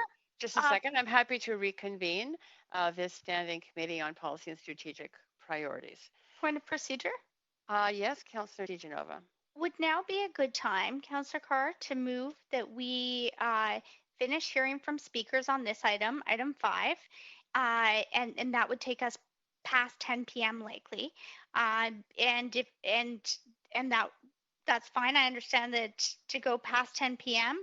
As long as we don't make a decision, we don't need a unanimous consent of council. And then we would refer these items to, I believe it was, you said the June 11th committee meeting, items 5, 6, and 7. Is that correct? Or any further items on this agenda? Yes, just a second. I'm happy to make that motion. I've just written it out. Sorry. Yes, just a second. I'm happy. First of all, I'd like to confirm with the clerk. I've received information from the clerk that there is a council meeting on June 2nd. June 2nd, then. Sorry, I'm seeking confirmation from the clerk on that. It starts at 3 p.m. Is that correct, Madam Clerk? Yes, that's correct, Chair Carr. It's Tuesday next week from 3 o'clock. We have a council reserve, so we could move the debate and decision for this current item and the rest of the items to that time slot. Okay, that's the motion I'm looking for, Councillor DiGenova. I'm happy to move that, and maybe I should include the language after we deal with the public hearing item, because I would assume that would come first. Well, we don't know yet about that. I mean, it seems to me that was a June 11th date, not a June 2nd date. So sorry. Thank you. That's okay. Yes. So we're just, council, what we would be voting on now is to extend this meeting to finish the hearing from speakers on this item, refer debate and decision to a council meeting on June 2nd, starting at 3 p.m., and to refer the hearing of speakers, debate and decision, and all the remaining items to that June 2nd meeting. We can do this by verbal vote. All those in favor say aye. Aye. Aye. Aye. Those opposed say nay. Nay. That was only one. We needed a 2/3 vote, so it passed. Great, Point thank of you. parliamentary procedure. Yes, go ahead, Councillor Bly. I just wonder when a councillor moves a motion, any motion, that there's an opportunity for debate. If that's a good question. On the matters of extending the meeting, normally there's no debate, but I'm just going to confirm that with the clerk. Either it's just a vote, straight vote. Madam Clerk?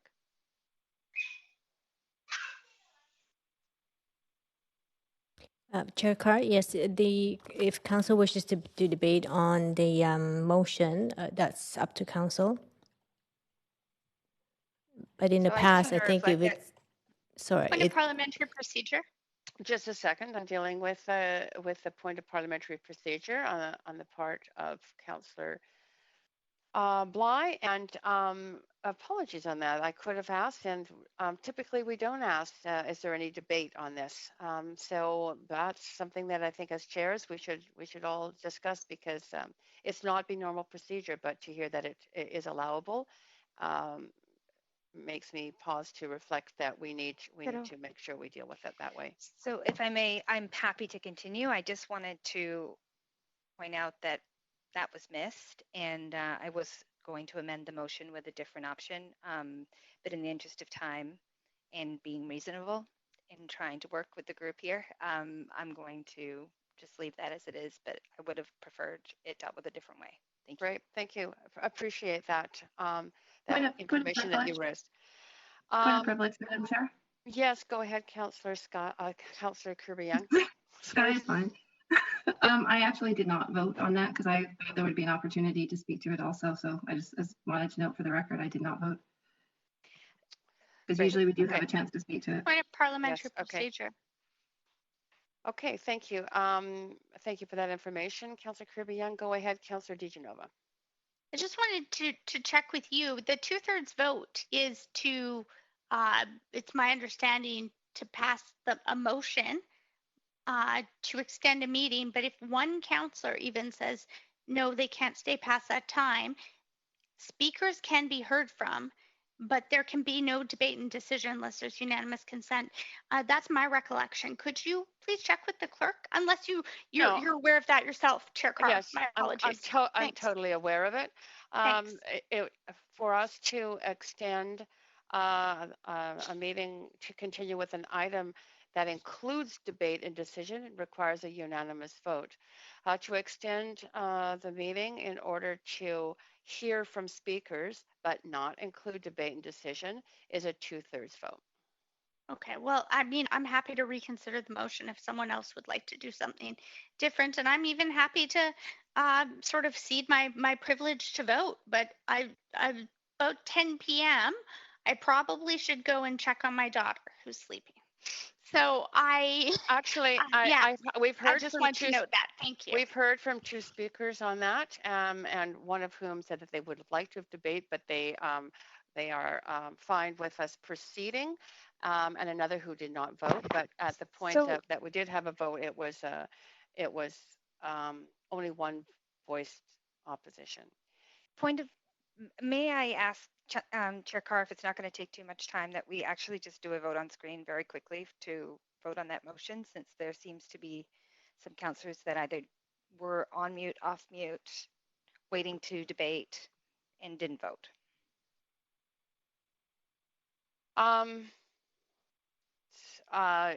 Just 1 second. I have got a note from the clerk suggesting that we do have Deputy Chief Chow back on the line. I suppose we can. I heard one vote, and just one who didn't vote. That is what I heard.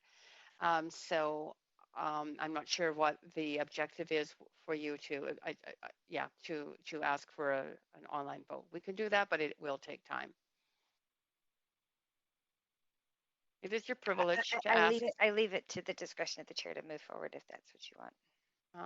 Yeah, I think at this point that there's been 2 voiced opposition, one of which didn't vote, so I'm not quite sure if it was actual opposition, but would have liked to have debated the issue. But we are past that. I think in the interest of time and the speakers we still have remaining on the line, I would like us to move on. We've made a decision.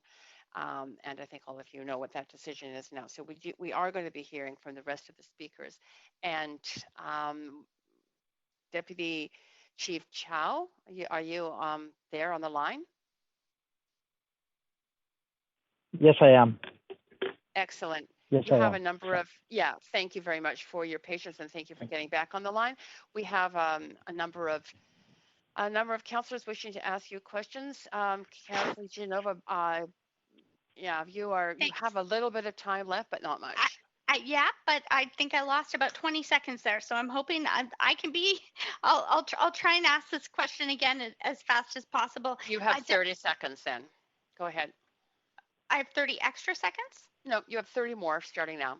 Well, my timer is at 1:43. 2:43. Oh, mine shows 1:43. I was just wondering if there were concerns that you had in operational increases in cost to the VPD for any of the 3 motions, and if so, what would those be? And if you can't tell me now, can you send that information or an estimate? That part of it's going to require some speculation, but I can tell you that if we open it up to public spaces, beaches, parks, that there is going to be a significant demand on our resources. We see that every summer, even with beaches and parks anyways. But I can assure you that if we allow drinking in those areas that it's going to be a drain on our resources. Thanks very much. Thank you. Great. Thank you so You're much, welcome. Councillor Thank you. Duternova. And we have other questions for you. Councillor Kirby-Yung, go ahead. Hi, good evening, Deputy Chow. Thank you for taking the time. I appreciate it. Just picking up on the questions, I want you can sort of speak to the train of thought and how you would respond to people that say, well, you know, the VPD may actually save time, because you had some stats when you shared that there were 6,000 liquor warnings, I think, over a 6-month period in District 4 on the west side, 401 tickets, and that time would be freed up. So I just want to be explicit in how you would respond to that perspective that is raised sometimes. No, it will be a problem. You know, like, we're just scratching the surface. When I'm talking those 6,000 incidents where we're stopping people on the beaches that are drinking, I can tell you that's just scratching the surface.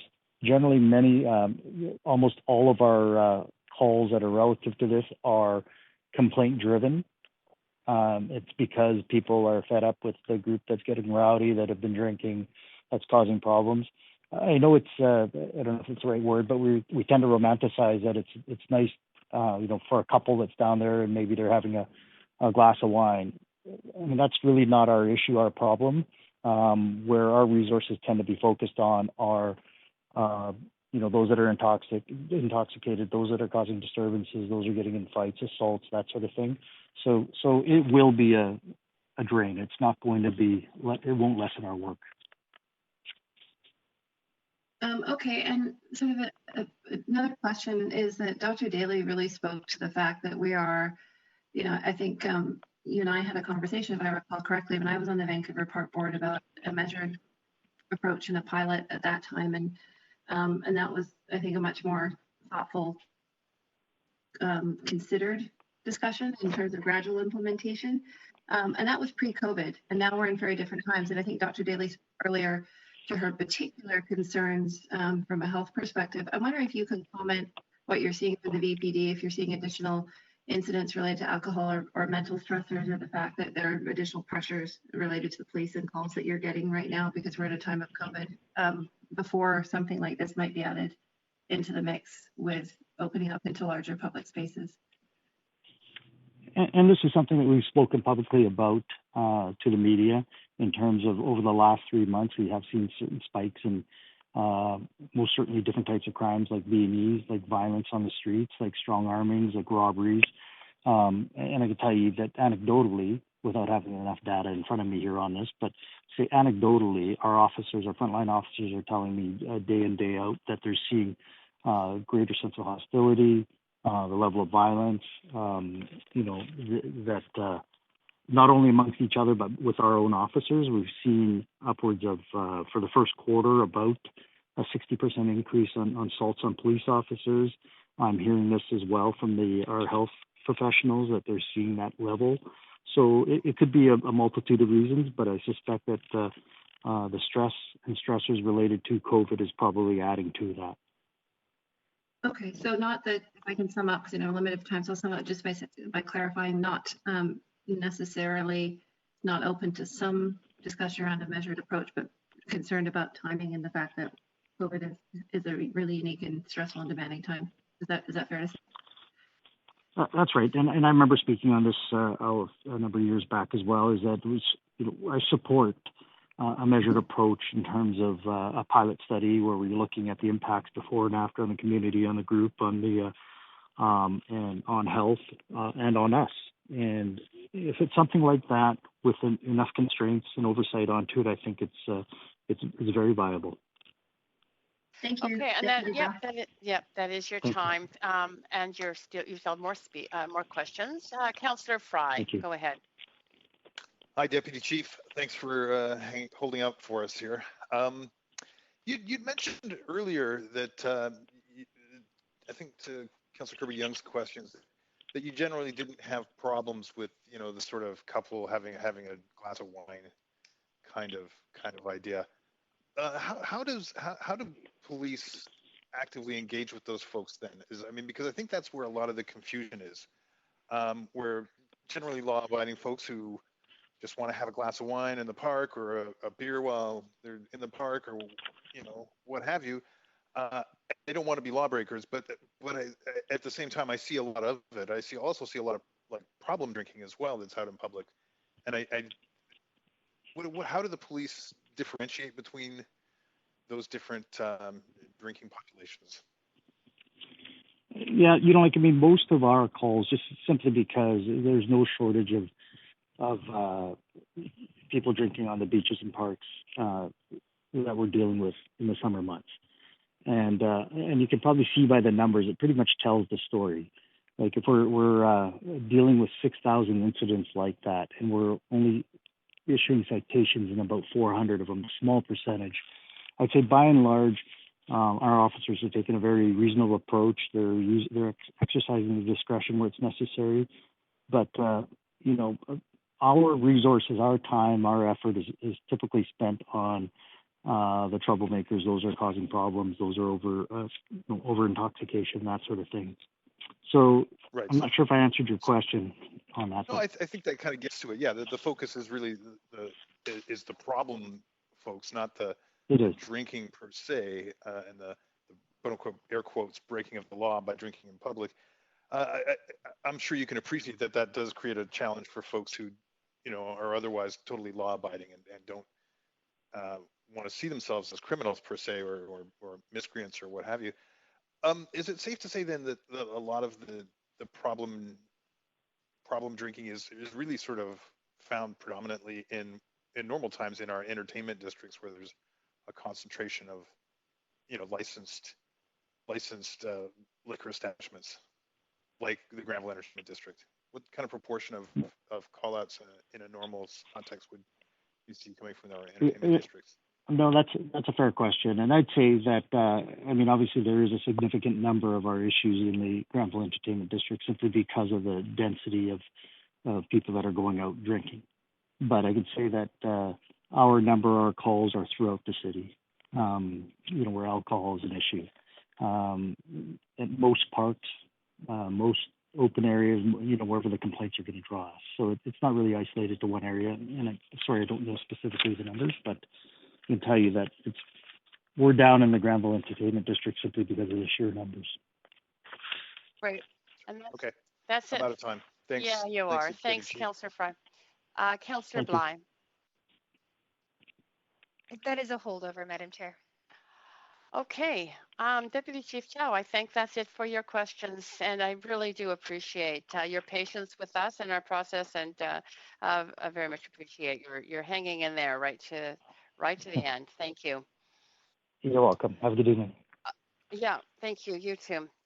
So we have next on the list, Paul Smith. I've got him noted as in person, so clerk, I wonder if you could just verify. Yes, our speaker is just making his way in. Thank you. That's dedication. I'm sorry, Councillor Carr. I just had to. He's in chambers? Okay. Yeah. The clerk will alert us.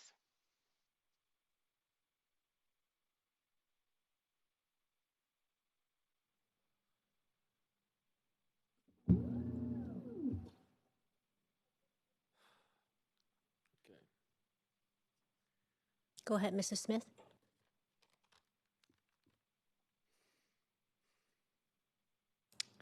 I don't really know how to say this because I just don't know if we can do it. It's a Cotemic Beach is what I want to change the name of English Bay to Cotemic Beach. And I want the Cotemic Beach Bar to be the place there instead of the Cactus Club. And I want this place to be like huge parties. I want it to be huge parties going on there right now. I think that's going to really rebuild the city really well. And yeah, like I make music and I'm willing to just like make music on that beach. And from that, I have a whole list here of things I want to do in the city. And it's going to completely change the city. It's going to turn into like a casino kind of place. And yeah, I got like statues here. I want to like make all over the city. And I think rebuilding the city right now is the best thing to do to get us all back to work so we can forget about this coronavirus and we can, just pretty much get excited about the future. And because we need someone to be it, I'm the Prime Minister.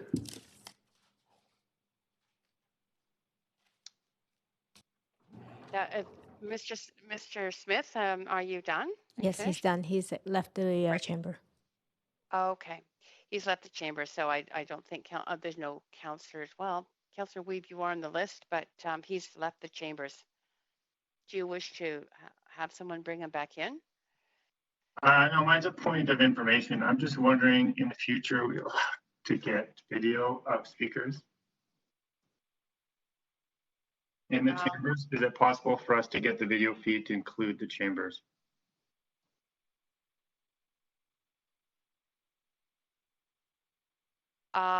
Madam Clerk, maybe that's something we could take away and come back to you on, Councillor Weave.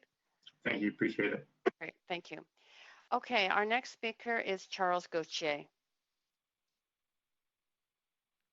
And Mr. Gauthier will be speaking by phone. Great.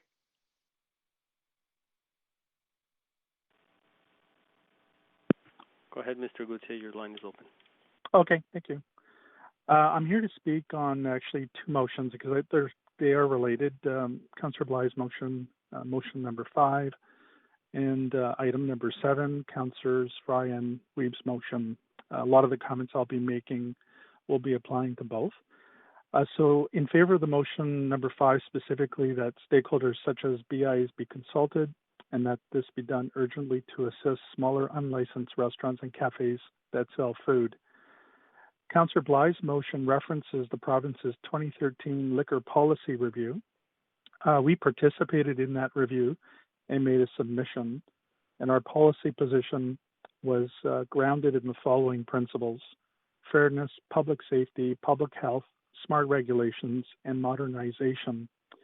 I'm not going to have a chance to read the full submission, but some of the key themes were as follows.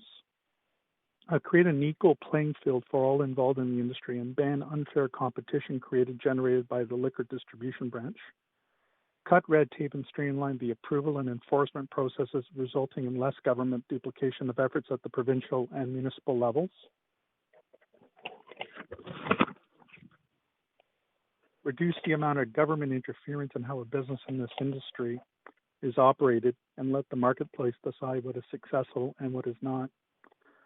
Public safety, enforcement, and public education efforts should be focused on the most egregious and harmful acts related to alcohol. For example, overcrowding, overservice of alcohol, service to minors, binge drinking, and chronic alcoholism. Introduce fines, penalties for those directly responsible for liquor law violations or public disturbance, rather than hammering the operators of liquor and food primary establishments. Introduce fines, penalties, or some other consequences for minors who are found in liquor primary establishments or attempt to enter into them. And lastly, invest tax revenues earned from liquor sales in public awareness and education programs, including redistributing a significant portion of these tax dollars to municipal police forces who are delegated the authority to enforce laws related to alcohol abuse and or public disturbances that stem from the same. And then we also participated in the city's liquor strategy review that occurred in 2016 and led into 2017.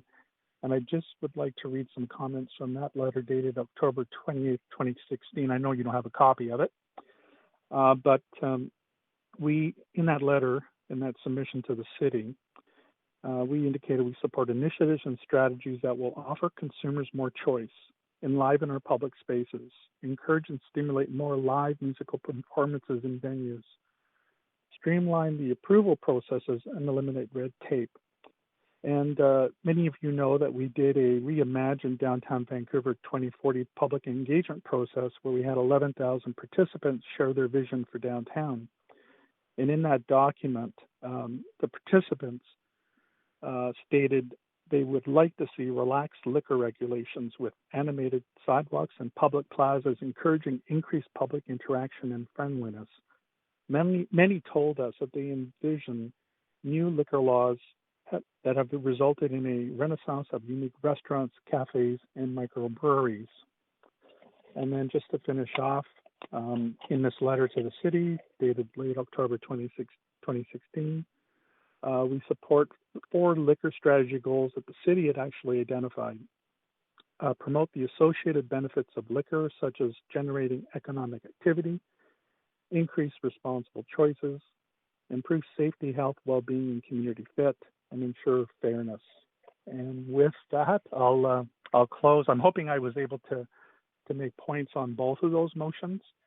And lastly, on the motion that's on your agenda, number 7, we would like to explore and suggest that the front plaza of the Vancouver Art Gallery, the 800 Robson Plaza, and other yet to be identified locations within the DVBI district would be ideal locations to be selected for a pilot project. And I'll leave it at that. That's great. You do have questions, Mr. Gauthier. So first, Councillor Bly. Go ahead, Councillor Bly. Thank you very much, Chair Carr, and thank you, Mr. Gauthier, for sticking around and speaking here at 10 o'clock tonight. I appreciate your feedback and bringing that voice, that reasonable approach of sort of a balanced voice of reason. I wondered if you were familiar, since we're talking about policy, around the 2017 policy changes that affect businesses that serve and retail liquor. I'll just mention them. Protect health, safety, and community livability, foster creativity, community connection, and local economy, and ensure regulatory framework is effective and efficient. Are you familiar with those goals outlined in the policy changes from 2017? You don't need to know them verbatim, but I'm just wondering if you're familiar. No, but they sound relatively familiar and similar to what I just read out at the end of my presentation. Yeah. Right. So I guess the question is, do you feel there are businesses under the membership of the downtown, the DVBIA, that would benefit from this type of policy direction, particularly at this time in a temporary, under temporary permitting? I absolutely think that they would. You know, I can only think of an example where I might have shared with you, Councillor Bly. Went to a place on Commercial Drive for dinner and walked in and thought that this place actually had the ability to sell alcohol with food, and they weren't able to. And it was a Saturday night, and I looked at my wife. You know, we almost made the decision to leave because we couldn't have alcohol service. And you know, we're responsible adults, and we drink, you know, within limits. And it was just, frankly, it was a bit of a bummer. And I think that, especially in these times, that particular restaurant would benefit from having the ability to sell alcohol. You know, being able to make some additional revenue with obviously not having the same amount of capacity in their restaurant that they would have in pre-COVID times. And I could easily think of a number of our member businesses that would want to take advantage of that same situation. Okay, great. Thanks so much. I'll leave it there. Thank you for being here. Great. Thanks, Councillor You're Bly. welcome. And Councillor Fry, go ahead. Chair, I'm wondering Fry? if you could reset my timer. It seems to be. Yes, you bet. Thank you. Go ahead. Thank you. Hi, Mr. Gauthier. Thanks for waiting up for us here. Well, first off, I want to thank you for speaking, and also for your support of the ideas of some plazas in this sort of DVBIA jurisdiction. Am I reading it right that the DVBIA might even be interested in helping to facilitate some of these pilots? We'd be interested. I mean, we're already exploring adding additional seating to the front plaza of the Vancouver Art Gallery with city staff. You know, I would say that we're making great progress, hoping to get an answer potentially by the end of this week to do that. And again, I would see that as a great example where what if someone was doing takeout and getting alcohol provided with that? They'd have a choice of either going home if they were being responsible, But what if they had the option to be able to do that on the front plaza of the Vancouver Art Gallery? So Yeah. I just think that, I know we tend to err on the side of, let's prevent everyone from doing this because we have a few individuals that can act responsibly. I would like us to get beyond that to, try this, do it as a pilot. If it doesn't work, we could cancel it or we can tweak it. But going back to your question, I have limited time here. Yes, we'd be interested in exploring options and working together with the city to do this. Well, it's fantastic, and I because I know you're downtown and you're on the ground there, and I'm reflecting on one of the comments that Dr. Daly had made earlier about comparing British Columbia to Quebec, and that you can't change culture overnight, and the rates of binge drinking, like there's more access to alcohol in Quebec, yet less binge drinking. And I can't help but think, on the idea of changing culture overnight, that here we are having successfully averted this pandemic fundamentally by changing our culture overnight. And I'm wondering if you're seeing how culture has changed in downtown Vancouver, and are people acting differently, and is there a different sense since COVID? Yeah, I think a lot of things have changed. Certainly, how when people are trying to avoid bumping into each other because they think they might have the virus. I'm hoping that we can learn a lot as a result of this pandemic, and I also like to look at it as an opportunity to try different things. And I think that that's what a number of motions that are on the table today that I've spoken to are trying to do is, why don't we try it, and why don't we tweak it as required? But I don't think that we're all. I'd like to think that we're responsible enough that we should be able to try this and give it a shot, because I think that more to Councillor Bly's motion, it's also a lifeline to a number of businesses that having the ability to sell alcohol and add to their bottom line might make the difference between keeping their doors open or being closed. Thanks, And Mr. that's, Gauthier. yeah, that is for your time. But more questions, Mr. Gauthier. Councillor DiGenova, go ahead. Thanks so much. I'm starting with a piece of trivia. Mr. Gauthier, it's late at night, but do you happen to know what the definition of a piazza is? Well, I'm not going to try to outguess or provide a definition square? that an Italian How about could this? do.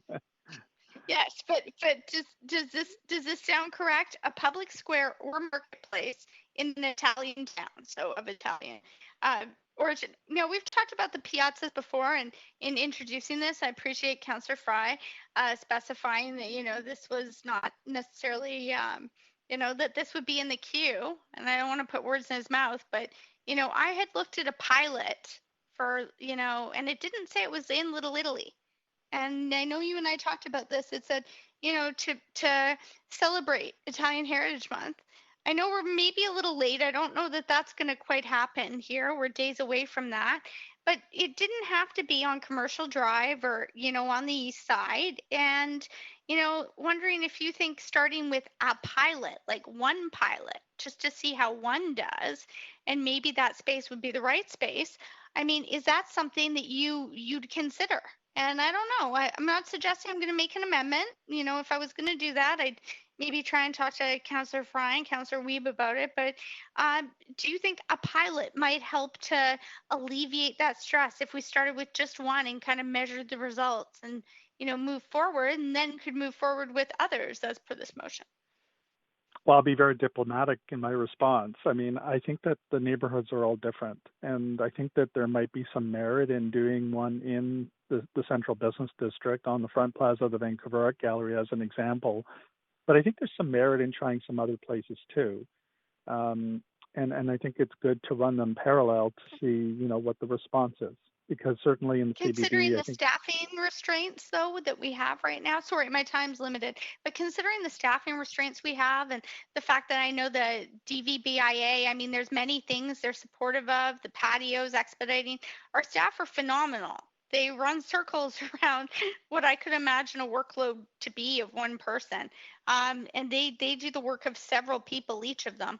But would you say if we had to have a little bit of everything, expediting patios and getting that out there as we've done, and, starting with one piazza, maybe it's a central place where people gather the most, which could, be seen to be, I'm not sure. I don't want to presuppose what staff would do, but downtown. Yeah, I think I would still lean towards trying a few. Okay, that sounds good. Thanks so much. You're welcome. That's great. Thanks, Councillor DiGenova. And that is your questions. Mr. Gauthier, thank you so much for your patience and your good work out there and your contributions to our decision making through coming to speak to us, including so late at night. Oh, that's fine. Thank you very much for the time. Great. Okay. So next on our list and final speaker is Mark Schutzbank.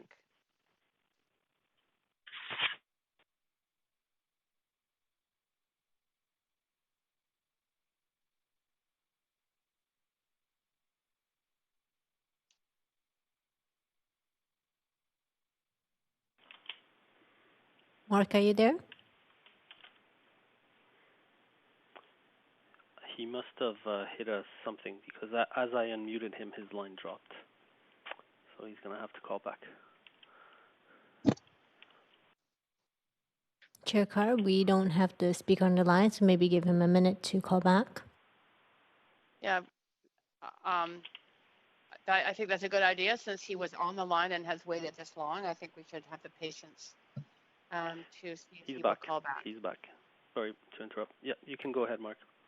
Okay, thanks. Hey, sorry everybody, the joys of your computer dying. Even at 10 o'clock at the computer to dock into democracy.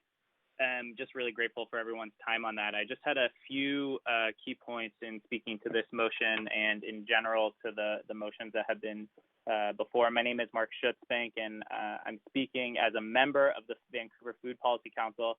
As we've not had a meeting, I'm not able to speak on behalf of that body. But the 3 points that I wanted to bring up was the first is we'd love the discussion around grocery licensing in addition to the alcohol licensing for small businesses. The reality on the ground is that many small businesses are actually already providing grocery services to patrons from a restaurant, and it's not included in that business license. And so technically they are in violation of their bylaw, of their business license, and that's already happening across the city. Restaurants are providing groceries, both which is a boon for a small farming community, but also for patrons who are then able to continue to support those restaurants through that work. And the second piece that I wanted to bring up is just in discussion with other Vancouver Food Policy Council members to explore just the referral to staff for a measured approach, as the previous speakers have spoken to, both for and against this motion, and the number of motions is to just in the motions there's a referral to staff to think critically about how to do this work and to do it in a measured and smart approach. And just want to remind, just wanted to bring that up as another key part of this discussion as we try to help create a financial benefit to small establishments. Alcohol, of course, is one of those key pieces, and the reality on the ground, if you've been to a beach in Vancouver or recently or in the past, you know that people are already bringing alcohol to those beaches. And so how can we accrue that financial benefit to these small establishments which may not be able to weather the financial impact of this crisis and have a small chance of being able to stay through this crisis? Once we lose them, we will probably not be able to gain them back. And so how do we maintain the diversity of food services in this city and the culture of this city that's so dependent upon those food services?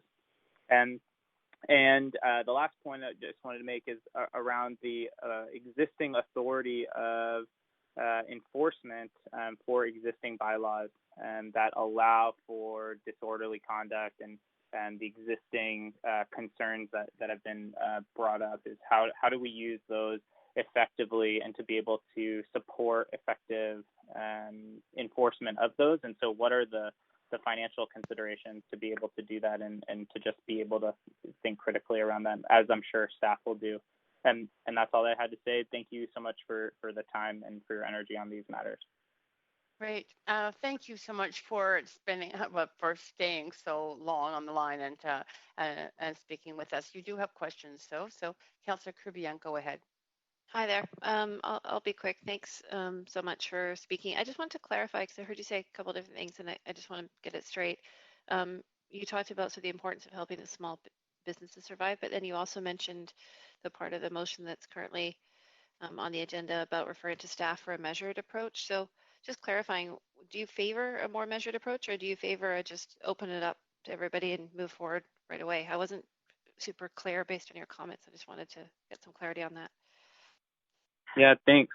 I think that staff will have a better sense of being able to say, okay, well, we'll open this many, and there's a discussion around the amount of licensing that would be available. And there's some other discussion around kind of like the technical aspects of doing that. And so really to rely on staff to be able to bring that back to council for that piece. I think generally doing it as quickly as possible is going to be the best way here to be able to have an economic impact. But I know that council also needs to weigh the various pieces that are part of it. From an economic standpoint, opening it up now for a temporary period would be the best measure for those small businesses. And so want to support those small businesses first and foremost. Okay, so fair to say you're looking for a balance of, reasonable kind of speed, but also some smart policy. Is that what I'm hearing? Yeah, thank you for creating such poetry from those words. No problem. I'm sorry we don't have carrots in person today. Thanks for being here. Welcome. Great. Okay, well, indeed. Thank you so much, Mr. Schutzbank, for saying those are your questions. Again, so appreciate your patience with the process and especially calling back in so promptly when your line dropped. So thank you. And Council, that does take us to the end of the agenda that we have that we've agreed to continue with tonight, reminding you that we have moved to refer debate and decision to June 2nd and all the rest of the items on this agenda to June 2nd. So at this point, I am looking to adjourn this meeting. No, Council Carr, recess. Yeah. Oh, just recess. Oh, you mean this meeting is going to continue? Is this meeting? My apologies. Yes, we 2nd? referred. Yeah, you're right. Motion to adjourn. Yes. Okay. Thank you. So I'm looking for a motion to adjourn. So move, Councillor Bly. That's great. Chair Carr? Yes. Sorry, it is recess because we have speakers for the other items. It's just the decision debate that we referred to the standing committee. So all the items are going to continue in standing committee on June 2nd. Oh, okay. So I'll be in a chair on that. Oh, okay. So again, to reverse, it is a motion to recess. To recess, Councillor Bly. To June 2nd. Thank you, Councillor Bly. And those just in favor, just say aye. Aye. Aye. Yeah. Those opposed, Aye. say nay. Great. And we will now convene in council. Over to you, Mr. Mayor. Chair Carr, we don't need to do that. We've already reconvened earlier, so we will reconvene the council portion once standing committee is done next Tuesday. Good night, council. We didn't make any decisions between then and Good now. night. You're right. Thanks. Bye-bye. Okay. Yep. Good night, everyone. Good night. Good night, everybody.